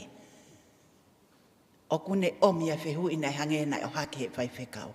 Ha a tau tolu e whai. Ko i kutari lewa ki ai. Kau he lau. Kau he lau. Ko e tari o e eiki kwa sisu kalaisi. Ta tau ai pea pe ku ke mau koloa, pe ku ke poto, pe ku ke hoi fua, pe ku ke poto i lea. I kai au pito. Koi mau o eiki ko si su kalaisi. Whakawheta i se o saia, ho whakatahataha i vi mautolu, pe tuku mai ai ai koloa ko eni, ke mautoi wakili, ke o hake ai mo ui pe o whewhe. Ke kau he lau, iyo, na e tari e mau kui ko pita wili ki tahi, pe mau lau kau ai. O ke ai api pangai haapai ko mau koloa ia na e tō, ko ai api ko Tamaskosi. Ka mau inga ke tohi hingoa ia, o ke kai ke tohi Tamaskosi, o ku tohi ai langi, ko me ai au mau inga. Ko me ai au mau inga. Ka o se mo ui ko e ni, ka lewa e tau me ai hoko atu ki ai. Ko e hiva fia i langi. Haleluia. Haleluia. Ko e hiva fia i langi. O ki ai e ngai tala i whare he tau whakataha mai ko e ni. Ha tau hau halata, ke tau toi whuki halata.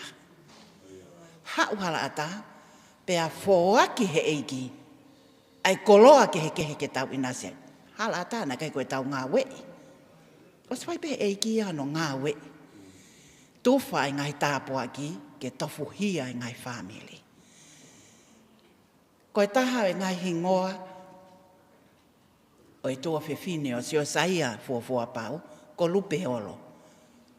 O ku whakahingoa ki ai e taha, o i tua whiwhine o Sosiua Fuapau. Ko mea mahu inga mea ko hingoa.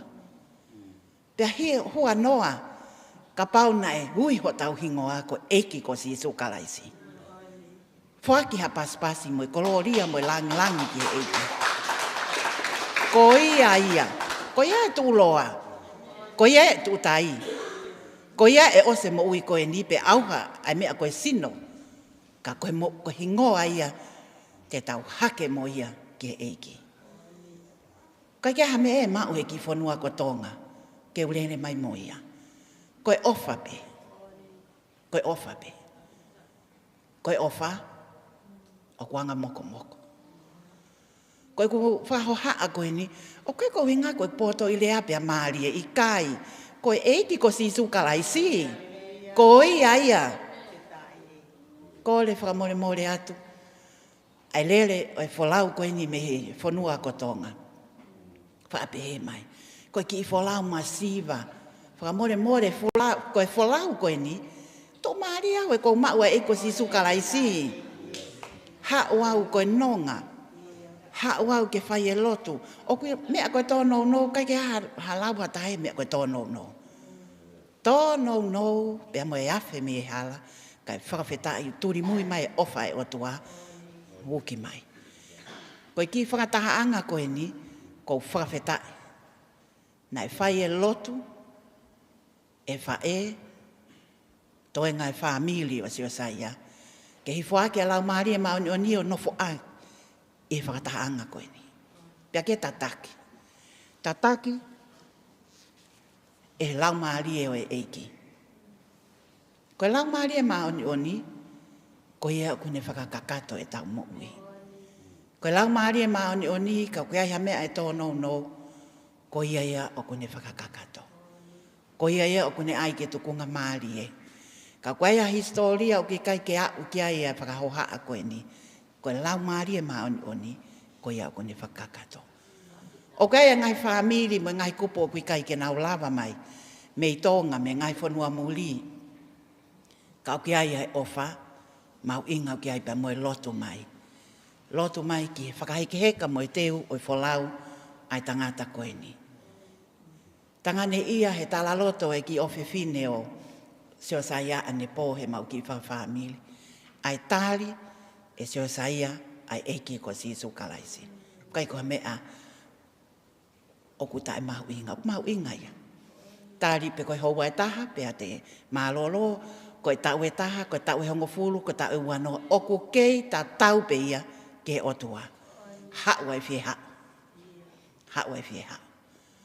Manatu ai ki himi ko ia ai siasi wesi diana tam atai na tonga. O ko ilo a hoku huhui. O ko ne fua e ko hia he punga kolos. Ka kia e fehu i ko endi. Fefe a koe. Fefe a koe ala. Koe fehu i hani ihi ko hiki me kau vai koe ki he kau vai koe. O nang maua e tala ofa. Sio saia, whaka apalahi ki te koe. Ko ke omi ai ngai koloa lelei. Ngai koloa lelei ke hoko ia koe makatu unga. Koe tau mo ui koe ni o kia e mamakaha. Tala noa i mai, hange kua oha ke, mea koe ne whaangau e longo mo ui, mea koe sipoti, mea koe toha pe ne whai o skia velenga. Kau ki ai, kau he lau. Ngawe aki a hoto kotoa, ke te talaki e eiki ko sisu kalaise. I ho whakawhotunga, i he ngawe, i he lea, i he whiohi, i he sio, i he laka, i he mea kotoa pe, i he hiva. Ko fia lahi, o kai ke hau au, pamore more atu, kai ke hau au. Ka o ku wako e ku mo ui talo e tō tamai i he whiohi anga koe ni. Koe mea kotoa pe ku hanga he eiki o ave kita ki ai, o ki ai a ene message o tuk mai ka kita. Whakaongo ki he lau maari. Ha mea ko wako ai. Na kai ke wamanaki au te wako hafu koloa lahi, lelei pe he. Whakatontonu ai hala. O e whai he, whakamu angutu aki. Whai aki loto. Whai aki loto. Koe mea ia kaku. Ka waha taimi te tau tutuku ai. Koe koloa lelei eni. E hoko ia, koe tukutuku lau mea, koe legacy mo ui ia ai tangata koe ni. Mo ui aki. Ai kotoa. I he mea kotoa pe o ke whai. Whai ai ngāwe kotoa pe ke whakalanglangi i ai eiki ko sisu kalaisi. O ko fia lahi, e he tau haha o koe ni. Toko mua ke o atu, koe uhi ko ula vei, koe anga e tu unga whale, o ke ai ngai kupe kau aki, koe hoko mamahi, o ki ai o nau whai, ai fie kau ngā mamahi. Pe fua aki e ngai mamahi o whai. Ko mele sisi whae ko ia a te vita saula, tangata eki ai pekia. Ai ana i ai hono toko ua, ko ana vi, pia mohona tuonga ane ko te vita vi.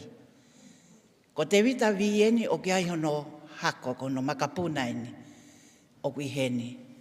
Whakamore lo se lika pia mo paki, mo kātaki hake. Kātaki whamore ka pau o kwo ou ki hono pehe ika, ko whakaamu pe, ko uhinga he kui ai ngai lelei, o e taha kotoa pe o ku ne omi ki he whamili.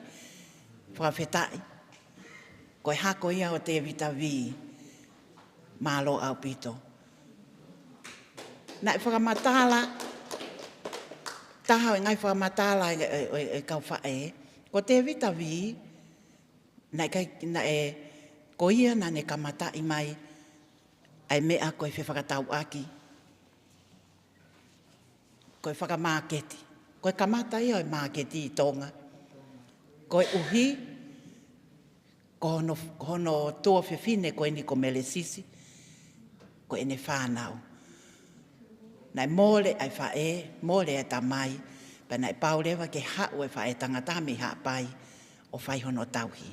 Pa nai whai lewa e whakamaketi koe ni, pe a koe e hiwai i he whakamafola lea, koe whakatau aki e hala tau whaahau. Koe tangata ia koe ni, koe hako ia koe. Pe a kou fia lahi. O kia ia ngai kupu whekau aki. Fia, koe hi koe kula vei, i he tupu anga mai ko ia o e Sosiua Fuapau. Na e iai ai whamili, na e tupu ai, ko li sala, iai ene whanau.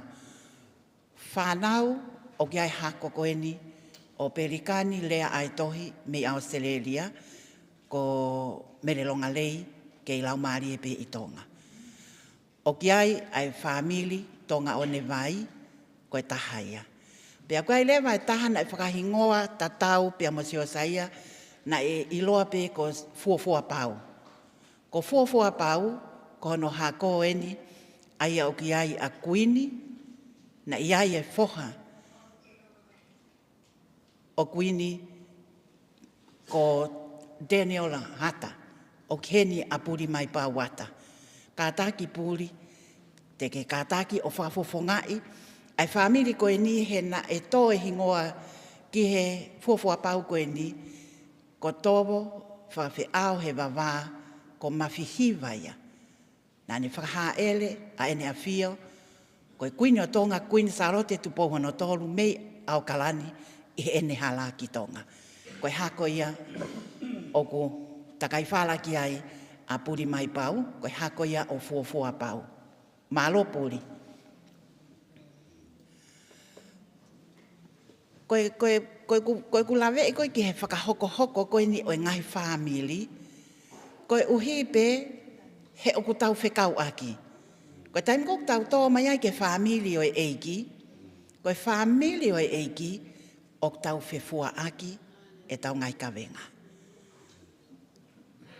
Pe o ku tau whewhakaloto lahi aki. Ko humu e tuu mai ho toko ua i e eiki o tātā mai o tua. Homo pe te ke tuu pe koe o vete pe te ke hoko atu pe ho moui. Pa ku tau whutoko lahi tau tōru ke tau hoko koe whamilia eiki. Ke tau whewhua aki, mo tau teu ke whakaheke heka, ai wholau, ai whoha koe tamai, koe tuonga ane, koe toko ua koe ni. Kai ke tau ilo ke loto e whae, ma whahi ono ma fuhe ofa. Asinga ne tau leke leka, ko ia toka taha pehe i he whamili. Toe ngā e whanau tangata ko nau tōru si whae tauhi o e whae. Ko whangato whawhine wholau mai mei Australia, ke kau whakataha i he.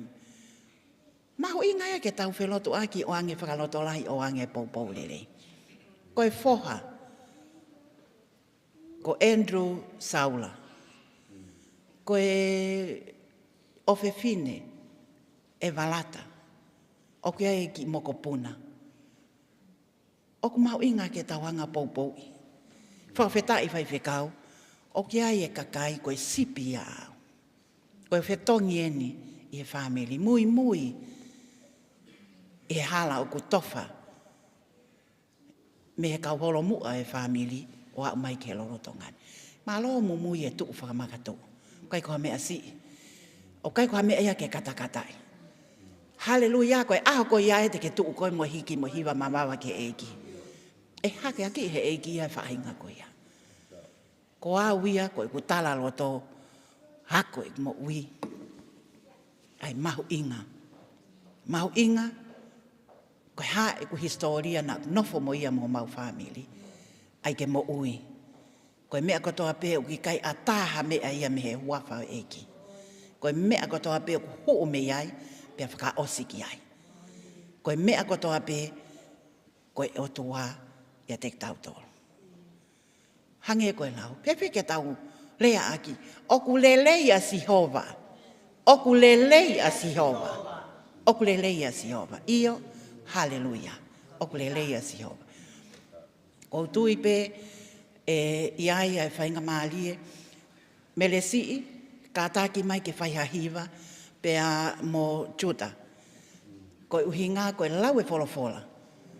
Mea mahu inga koe toho kaki o mama a eiki he loto whamili. Ko mele si i koe mokopuna ia o Alice no Mia tu ai whepālelei. Mahu inga, kātaki he whakaloloa, ko le whamoremore atu whai whekau, koe mahu inga. Mahu inga e tau hanga o hiki ai eiki. Whawhetai lahi, koe whahu, ko mautua ngā aneia, ko ia uku lahi e ne whine eiki. Ka koe taimi lahi, ko ia uku ne tauhi ki mautoro. Koe tamai ia, o kai ko hato ki tauhi ene, talu e mauto tupu hake. Nare soni, tupo, tui nā wai nare soni tupo. O whalahi kia te koe mālo ho kei mauiwi. Mālo ho kei tuu, koe whae, koe tamai kia te mau tōru whanau koe ni. Pe hange koe o hake historiana e hiki whanua mai he walungo fulu tupu a te evita mo Maria koe tangata eni na e whaiki ai whakatetua. Whakawhetai, hanga e ki o toko naki mai e tamai o eiki koe ni ke mua mai ke whanuani. Pea neongo o ko mawhasia i he ngahi ha au e whanonga a ngā kohiko ki mautoro. Ho mau ngahi whatongia mo mau ngahi whaingata ia e whanua koe ni. O ki kai ko hatongata. Whanau me makapuna katoa e whamiri. Malo e mau e mafula ke whai e ofa. Ofa whaka otua. O ko whakaapalahi ki hono hoa Enselika, malo si o tuuta whaaki o whai e pou ko hiko ki mautoro. Ko mautoro e ni o maututupu hake te kai ke aha ahonga a mautoro. Ka mau whakawhetai ke eiki o i o mai hatonga ane pehe. Ke whai e whakalangi, ke ne whai e whatongia o ku i hema o ku i matao i he taimi hono kotoa pe.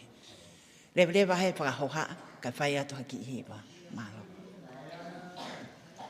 Nau e besa roto.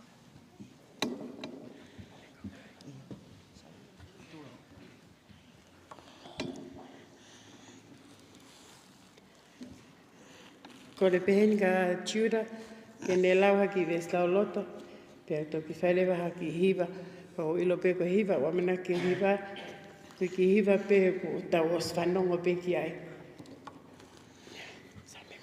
Same wa tolu e lai ki ke ua, ko e ku tau hia si hawa e kai te oma siwa, e siwa o kone whakatoko toa e ngoe, mā ui o kone whakatoko toa.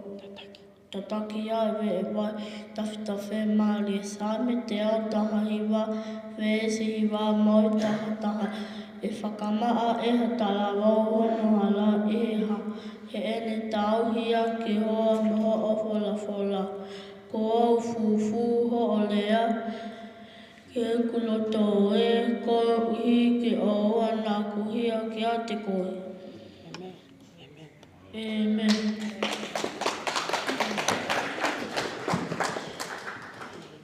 Ki mua pau whaiki hiva, ko tō mautuku a whawhetai ma whamalo ki he otua. Ko hea kui heni una loto ngā mo ki tau tōru. Neongo e tau whakataha mai ko hea koe mamahe me mawai pa mo e tamai o iki koe ni. Ka ko whawhetai ki e iki, ko hea hena ai peho ki taimi pa mo e tamai koe ni ko saia. Nā uhau mi tonga, na e koe tamai o iki koe ni, na e lahi ono taimi i ho mawapsiasi, i o taho huni pe, se stala whikau e kosperi. Pea ko whiwhia mau pe ko ia ko ilo, ko e kauen he tangata mata whaamiri mo on. Ko sia mai pea saia ka au ta mai saia. Oko ke whewhe ko ta, oko sai pe, ka koe mena e whawhiawhia ai, ko ilo, ko whataha, ko e taha o ko toto, i he whare o Sihova. Amen? Pa ko ilo, hangepe ko e wahe ai hako antiko ni ko lakmata, ai wahe ko ino no ofefine i he mau ki whawhamiri ane po. Ko tari he ne tamaia e ki pene toki hiki at me maman ko ino. Amen? Pa ko kau ia i he te kau a mahuinga taha, pe keke ngata ai o whiawhia, ko tau whiawhia kotoa, ko ia, neongo ko hei tuunga o tau whou mai ai, pia au ke he taimi o e, tari ko au ke ui ai o tua, hako mea mahuinga, ko e tari ei ko sisukalasi ki he tau mo ui. He kono mo ni, ko e mama ko ni, ko mama, o e mo vete, o e singa maari, kai whawhetai, ko ia, ko e tau ilo, i he anga e tau whanonga he mama ni, ko e kipe o tau unganga, ko e kipe o tau whalalanga, ko e o tuape mea ko tuape. Pa ko e whiawhianga e hau loto, e kua ko e maupe a e ves wholofola ki he ki whanau. Pe e poto whaata mai e ki whanau, ka mahu inga ka te nau tolo ai tō ka ki e wholofola ki he nau mo ui i he kei tutupu ake. Amen. Kore pe ke mau hiva pe, ko ilo ko hiva ko ni was whanongo pe taha kotoa ai, te uhiki haku reo. Koe po pe nia ke tau hiki pe ai kusi sukala isi. Abe pe ai langi mo inge iahe koe ne ana pe ia. Amen? Te uhiki ahoku leo. Whai atu ai whakamalo.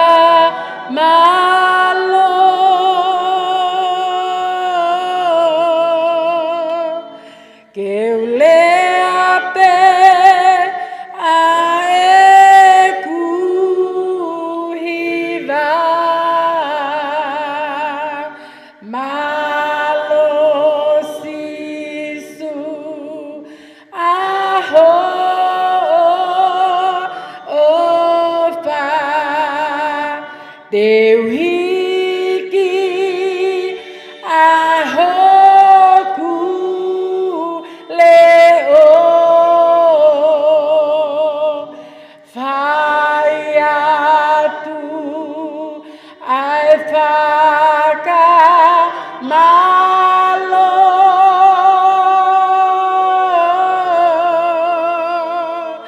Ke ulea pe ae kuhiva malo sisu aho ofa pe ange mai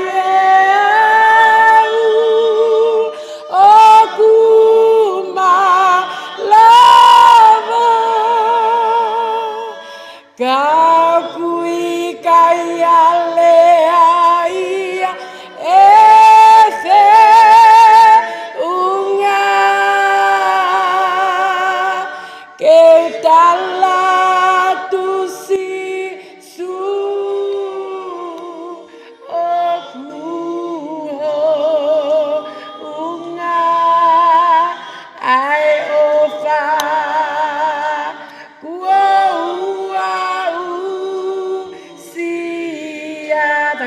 Mai pe ange mai au o kuma lava kau kui kai alea ia e se unga ke tala tu sisu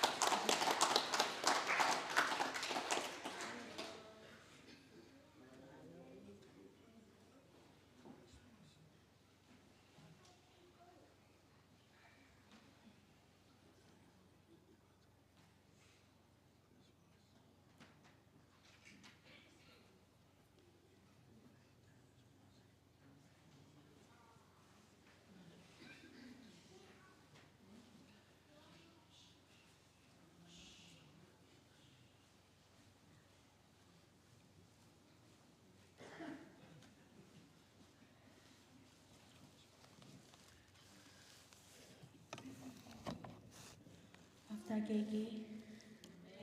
Oglele Jehova. Mawaipe.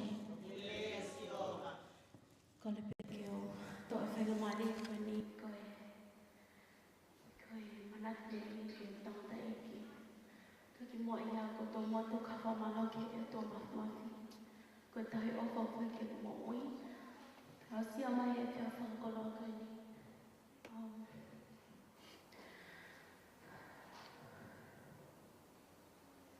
Family e te awhini ko ki noa ko e wangata hawiri. Ko tahawe he whanawa saia. Ko taua fituene. Ko e ki tahi ni o tau wha.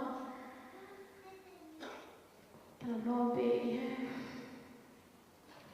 Whanga mani o kuma o e ki o waiwai ai. Manat mele e ki o tangata e ki. Ko ne ki kia hatai ni nau whio hilai he no ko tangata e ki ka nau. Mana tui ai e ko ke sisi i ai. Ne whaile ai he. Ai ne mahi ni ko e ko tamai o whai o silani i he. Mahalo i he walua tupu. Pena whaile au i he hiwa walo. Pea whoke whae ki tonga. Whoke whae ki tonga i a ke pepa i silani. Kana e whenga me pēr ko tangata i ki tonga. Ia mai whoa ke lawa ke.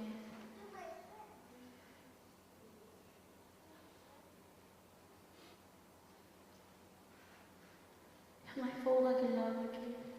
Whakataha i e whangi. Mana tui mā pēr tangata i ki. Ke si i. Tangata ne nau o mālohi. Tangata ne ofa i au. Famili i he whiawhi koe ni. Koe mole i pia koe ne. Ni hau ki kahi. O tau atu ki atu te moto. Tangata i ki koe ni nei. Ne alanga pe ke whina ke mai au ki Musilani. Ka i tuunga nei ka i sai na fō. Fōki mai tangata e ki koe ni ki Musilani. Hoka te ni mo ui he ni koe na aue. Kana ki alanga pe e ko. Ni nā ki tonga. Awe o me ape ko mami. Kuru ki ni.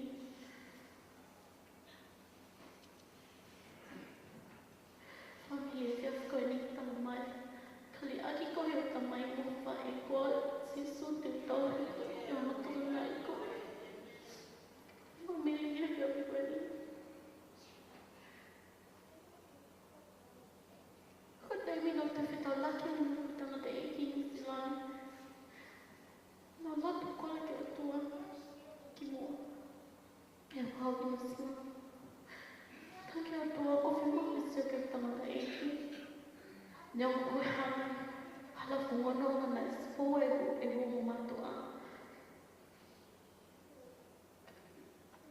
Whawhetai e ki. Neke ki nehano i aki au. Famili.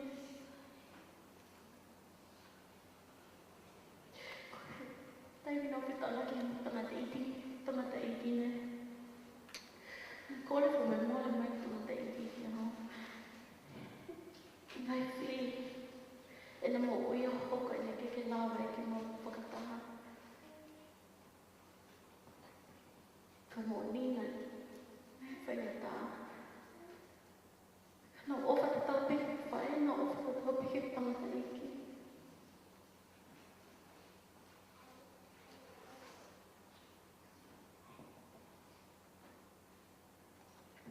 Pene wahe mai i tale sisu.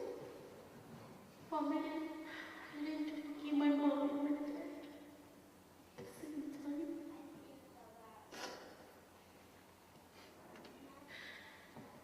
Kau i loka pana lai, ai mine whioi no tangata e ki.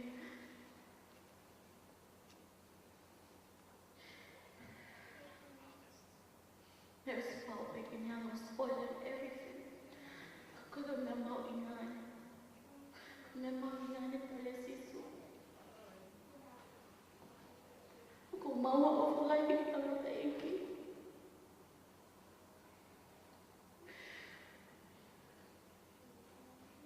Ko maua ki famili no. Tangata e ki. Ko tākatua e famili.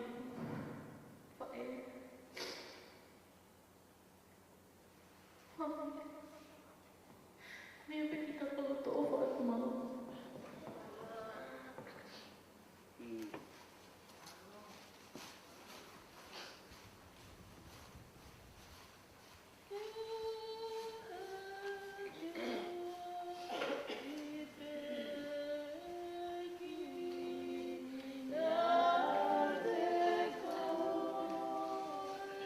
Ko e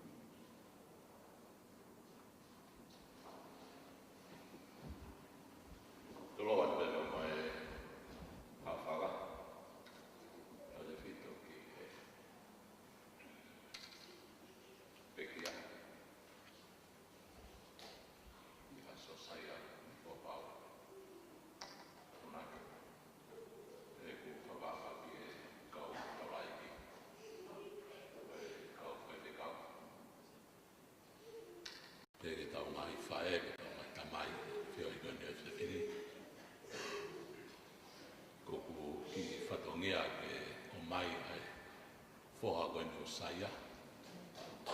Kene watu ane ki wae kene moui kamane tata iki.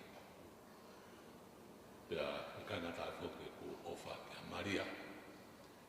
Koe whaeia ai whanau. Malo ene kei maua moui kia mō meniti koe ni. Moe ngāwe lahi kone whai mai whanau. Koe mea mau inga ia Maria ke moui ke mo sirka koe.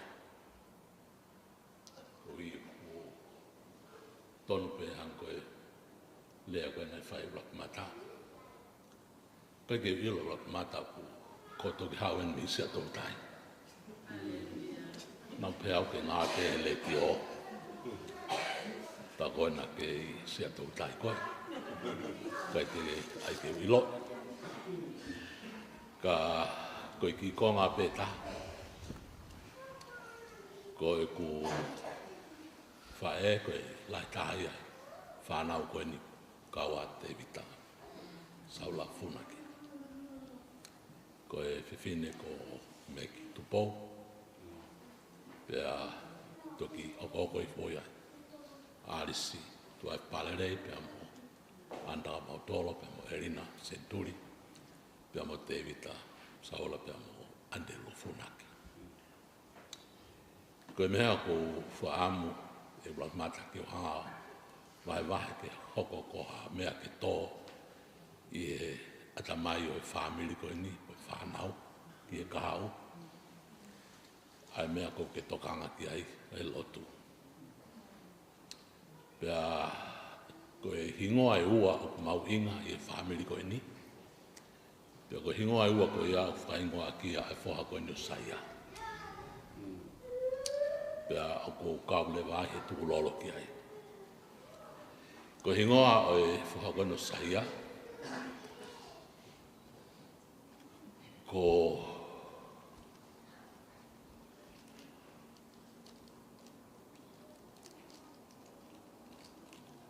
Andelo Sosiua Funaki. Ko ku toki mao ni hatoa taha e whamiri, o ku mao ai a hingoa koe ni e ua e sino peta. Ko ku hinga koe ia e ku whatapua ki e lotu mo histori au tonga. Ko Andelo Funaki koe kau apostolo ia a moritoni he lotu i tonga. Pena e hoko e taimi koe o e whamamahi i koe ia o e seas koe au moritoni. Pea koe kau taki ai koe tangata ko Andelo Funaki. Mei fua motu. Ka angai koe koe lawa lak matana e mari ki homa, ki ana. Ko kuhinga koe apostolo hena e whamamahi ilahi hene maui. Pate atu pea ki konga e taha. Ne lotonga ne whai whekau i kolo vai. Pea nai o atu ai vahe ki alo whai e malanga i pea. Pea hao bongbongia he ne hosi me i kolo vai. Mo whakafofua ki ai. He ka hosi me i kolo vai ki pea. Pea hao ia koe bongbongi. O hifo koe me ne hosi ki e whare lotu koe i pea. Te ke tā laria ke whai lotu. Ta koko tutu ne mispeka ia, mo tupo uruaki, ke tapu ke whai halotu e sāpate ko ia i pea a siasi ko moritoni. Pe ala to lewa Andelo Funaki o kumi e tangata tā lari ko i pea, o ui atu ki ai ki hawa tā lari. Ko ne tā pe ko e lari mo tawa e fupo vai ko i alavaka. He te ringa ko ia Andelo Funaki. Pe tō ki lalo, lavea, totolo, ko ni whamatala tohi eni. Ki e tempare, ki whare lotu, o whai e malanga, o osi. Ki a totolo mai, o tupe ne hosi tua, o hekai, o foki korovai. Ko e taha pēia e momeniti o e lotu le lei a ante lufunaki. Ko hono ua. Ko e taimi koe na mamahe ai koe karia koe ave koe whakahe me tonga. I maasi o e taha walu fitu. Na tūtōnia e moritoni ki ante lufunaki.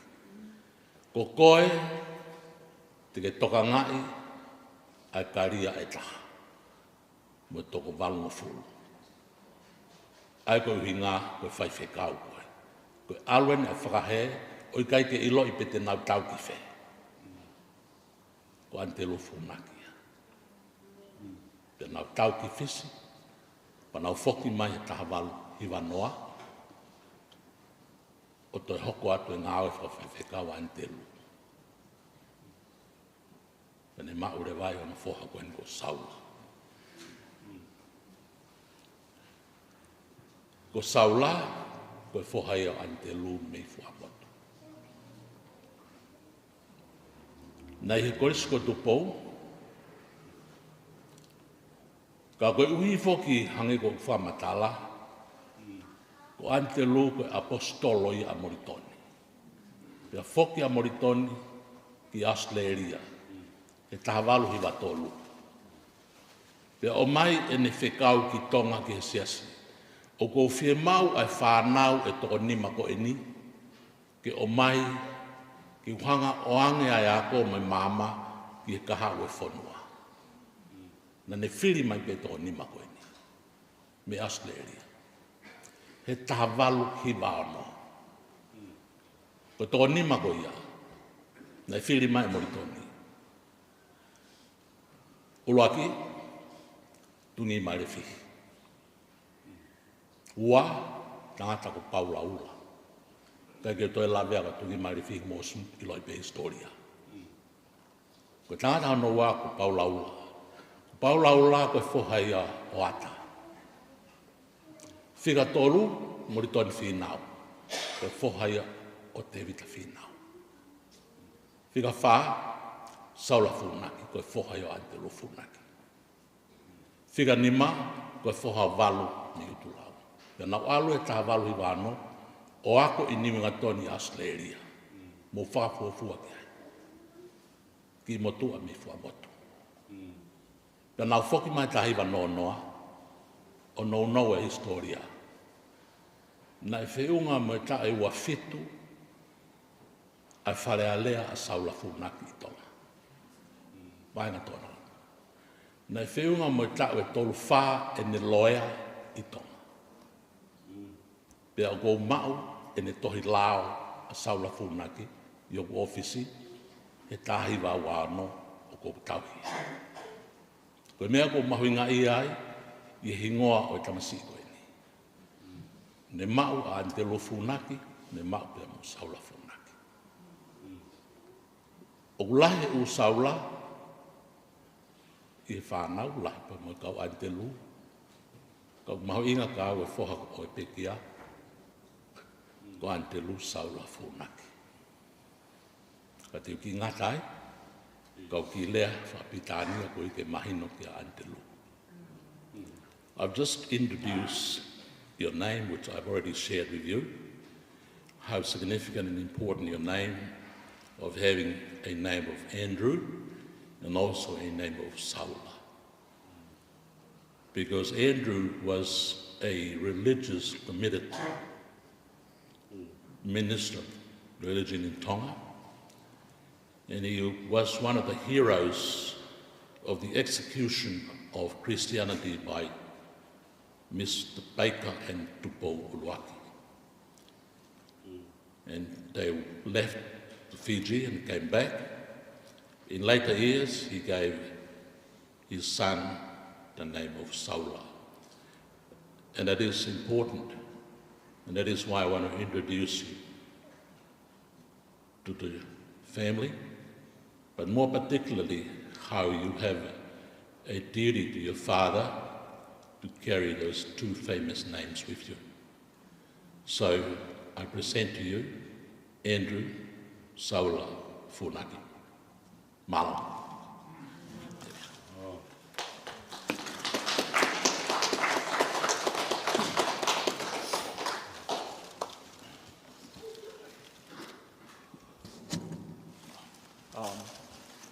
Good evening, everyone. This week has been quite emotional. Quite I don't know how to explain it. I can't say it's been quite sad or exciting, but it's been all over the place. I was talking earlier this week about how I will choose to live on after my father's passing, and how I will respect his wishes and his legacy moving forward. And yesterday I was talking about how a few aspects of his life, I could pick at, whether it was strength or following the names that he was given me. And it's through discussion, through everyone, through family and stuff, that I've learnt a lot about my heritage, where I've come from, and where my names, and my heritage. And it's been quite, that part of the week has been quite exciting, because I've learnt a lot about this part of my heritage, not only just my names, but even just my Tongan heritage. And yesterday I spoke about, I wasn't sure what I was going to do, but I think at this very moment, I think I've chose to represent my dad's pride in his identity and his heritage. I think he always spoke highly of his of the names, even though I couldn't quite understand what he was trying to say. Some of my family members have kind of given context to what he might have been trying to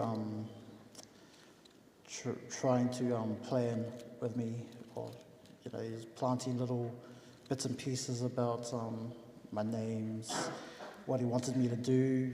He wanted me to become a lawyer, then you'd see me drawing all the time, say he'd settle for architect or something. But I think he really wanted me to be really adept in education. But there was always a lot of pride in his words, from where I come from, and I think I'll honour him with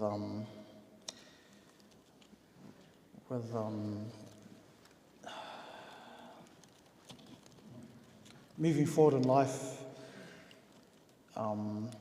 looking to push forward, but also just keeping in mind that where I come from, what my name represents. I've never quite known what my names mean exactly until I was told yesterday the story of Andelu and Sola, and filled me with so much pride in myself. And I think I understand just a little more about what Dad was trying to accomplish with that. So even though my father won't be here with me on earth, I'll move on with a bit of clarity in my head, knowing that I know how I can move forward from here on out.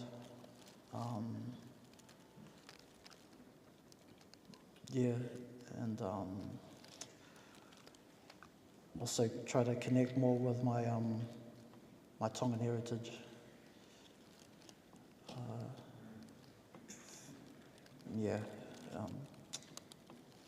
Thank you very much.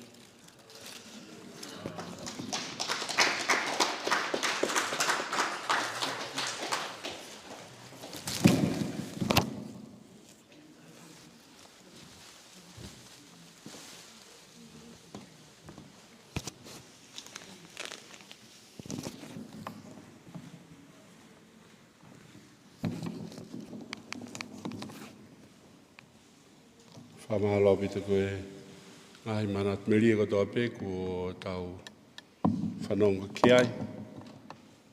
Tu tui hoko koe ngahi whalotolahi, koe ke ngata peai. Koe ngahi tala ke manatua e whamiri, a moe kai ngā.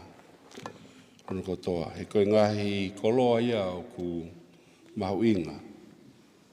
Ono tuku mai ke te tau tolu. He ko ki tau tolu tau hoko atu. Ai whanongan.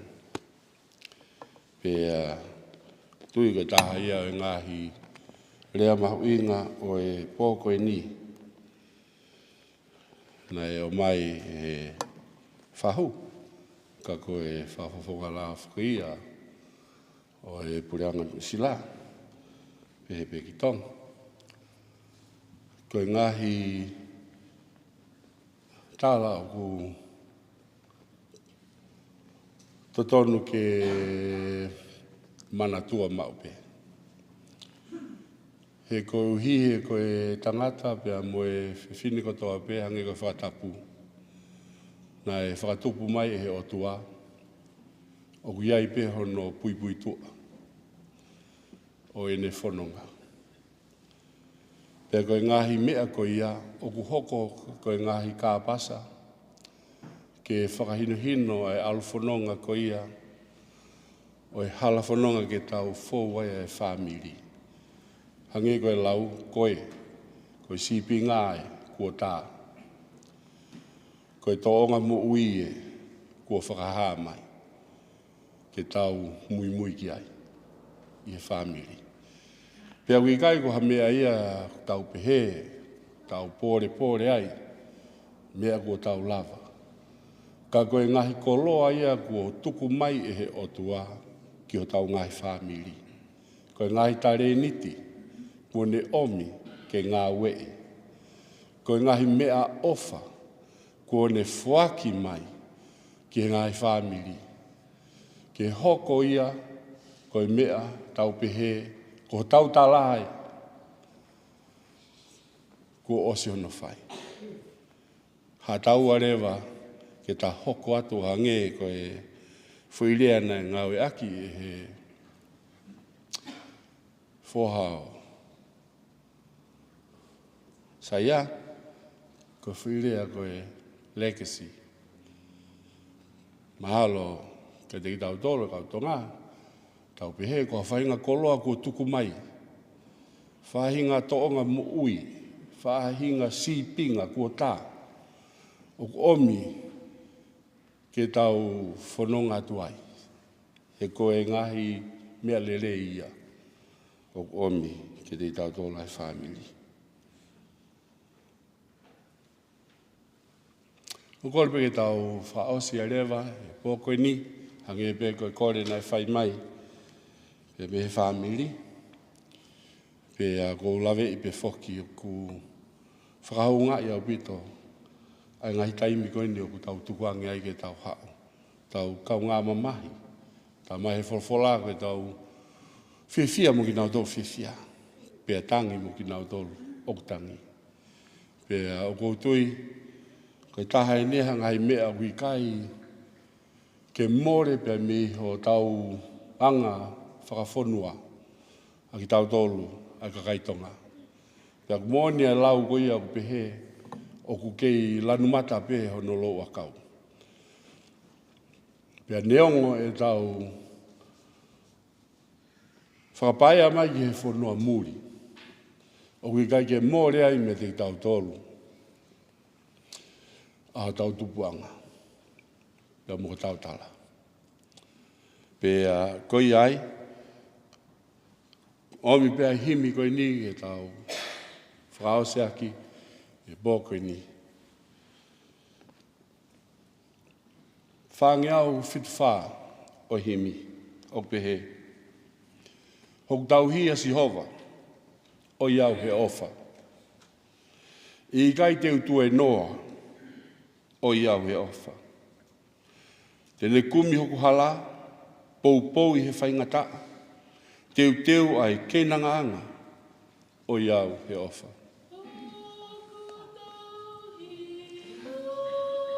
Jehova, o ofa e ika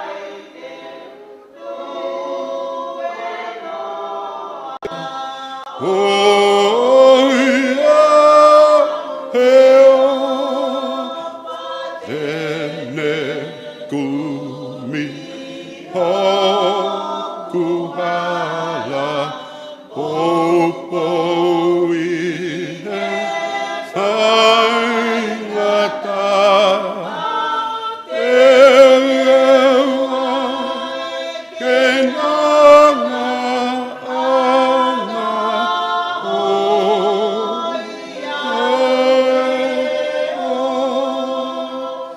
sipi awa ana o iau he ofa. Nā guafe me he hala o iau he ofa. Nā guhola mamao ka ne kumi au he vao. Kumi pō o kumi aho o iau he ofa.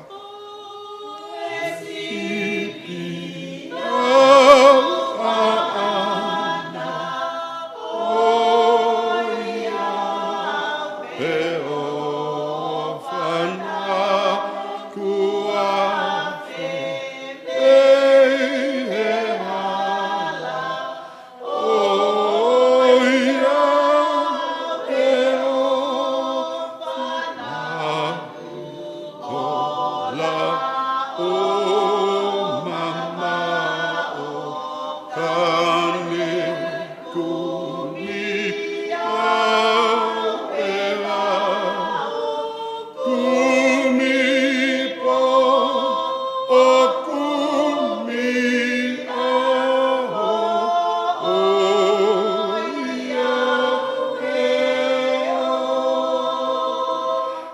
Gigi taki atu o iau he ofa.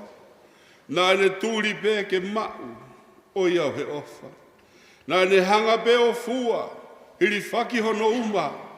Whaihela a moe uha o iau he ofa.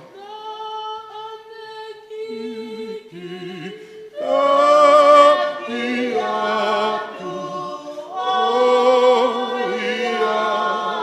he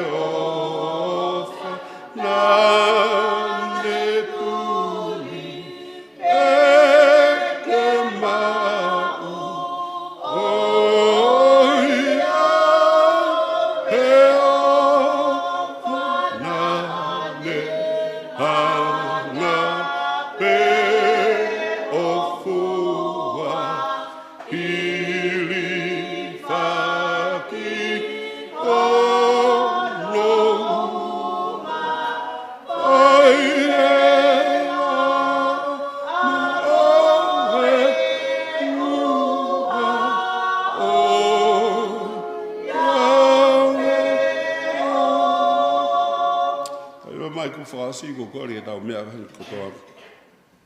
No mea kotoa ki o longa. Tau hiwa mai ai kup whaasi me tako kres whaosi. Oi e te tau ki monuini. Oi au he ofa. Ngau e lau mui mui. Oi au he ofa. Inu he vai whakanonga. Tari e ne wholofola. Mā tāsi o no fofonga o iau he ofa. O ki monu o iau he ofa. Ngō e la ui mui o iau he ofa.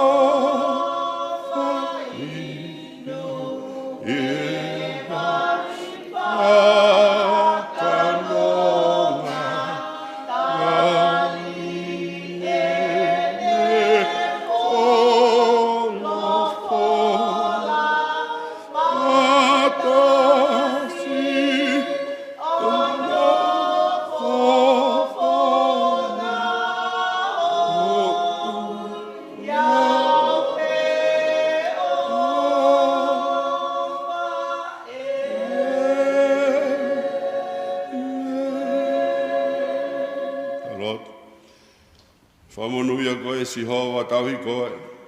Ke tuka si hoa ke ulo no fofonga ke te koe. O ne al ofa ke te koe. Ke hiki hake si hoa no fofonga ke te koe o tuko ai whemari ke te koe. Pea koe ke rese ha tau eiki ko si sukalaisi. Moe ofa e o tua koe tamai, pa moe whiohi o lau maare manu ni ke te tau tolu hono kotoa pē. O ua nā hiri kai whaipehe o tā ngata, pētā ngata. Amen. Hello. Tā pūina mto e ki. Te wat ke ulu motua.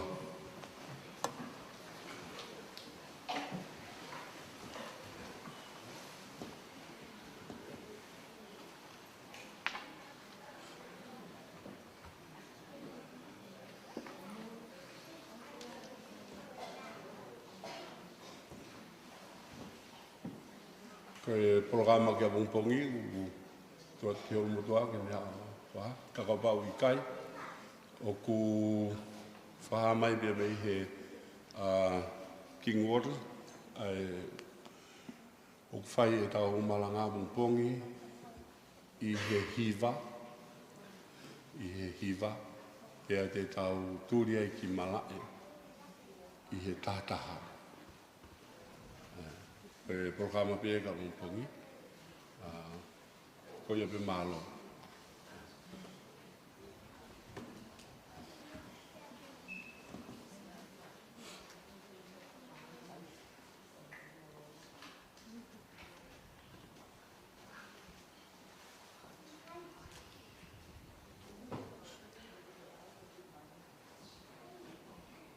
O tiu atu pe o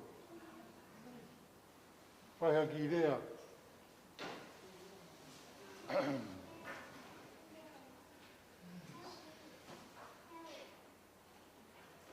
Whamalo ke ngai lea maari e ahoni. Ke he ki e kau hate kau, e ri ka ma Miriam, ma tangata iki. Whamalo ka mautolu ho mo whainga maranga mo ngai vai wa. O whalai atu ka te mautolu. E eiko si sukarasi. Pe ki e whahu. Whatapat ki e whahu. Ngai rea maari e. Whatongia. Pe ki e whanau. O ki mautolu hono kotoa. Mo lawa mai aha koe ni. Kai kaha kure a kia e peunga. Koe rea no nou pe. Koe whakamālo pe. Mālo ho mo lawa mai. Pea a osi eni. Mo o atu hea o mau e ki poulu ke mo mamahaki. Maha mālohi. Pa mo toki oa i pe ki api. Ko ia pea ki rea. Ia koe ni. O whaka te motoro no kotoa. Tau toki whetaurak pene a pongpong. Ko ia pea ki rea no nou. Hanga ange pea ta whaki o lulu ki a te ia. Whakam o wheruak a te ia. Ko ia pea mālo.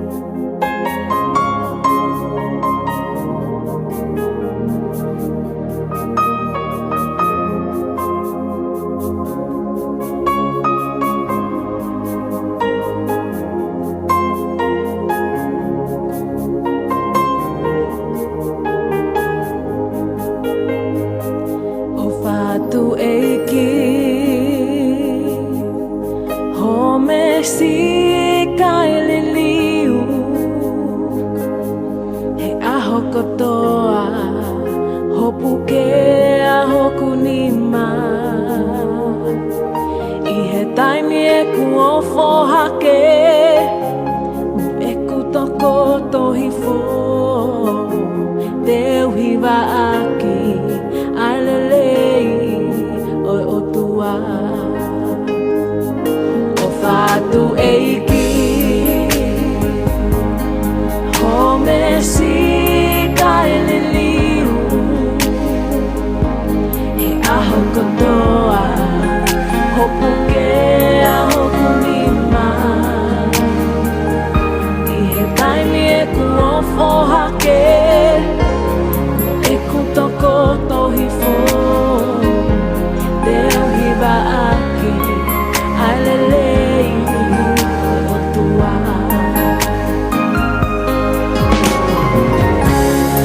aho kotoa aho angatonu aho kotoa hulu aho lelei i he kukei mau ai mo ui te uhiwa aki alelei o tua Hole o ofa he i kai te umana wahe ki hakovi he kokoe o kuta whiohi kokoe e kuta mai kokoe hoku kaunea te uhiwa aki alelei ko ofa Hole o ofa he i kai te umana wahe ki hakovi he kokoe o kuta whiohi kokoe e kuta mai kokoe hoku kaumea te uhiwa aki alelei ko ofa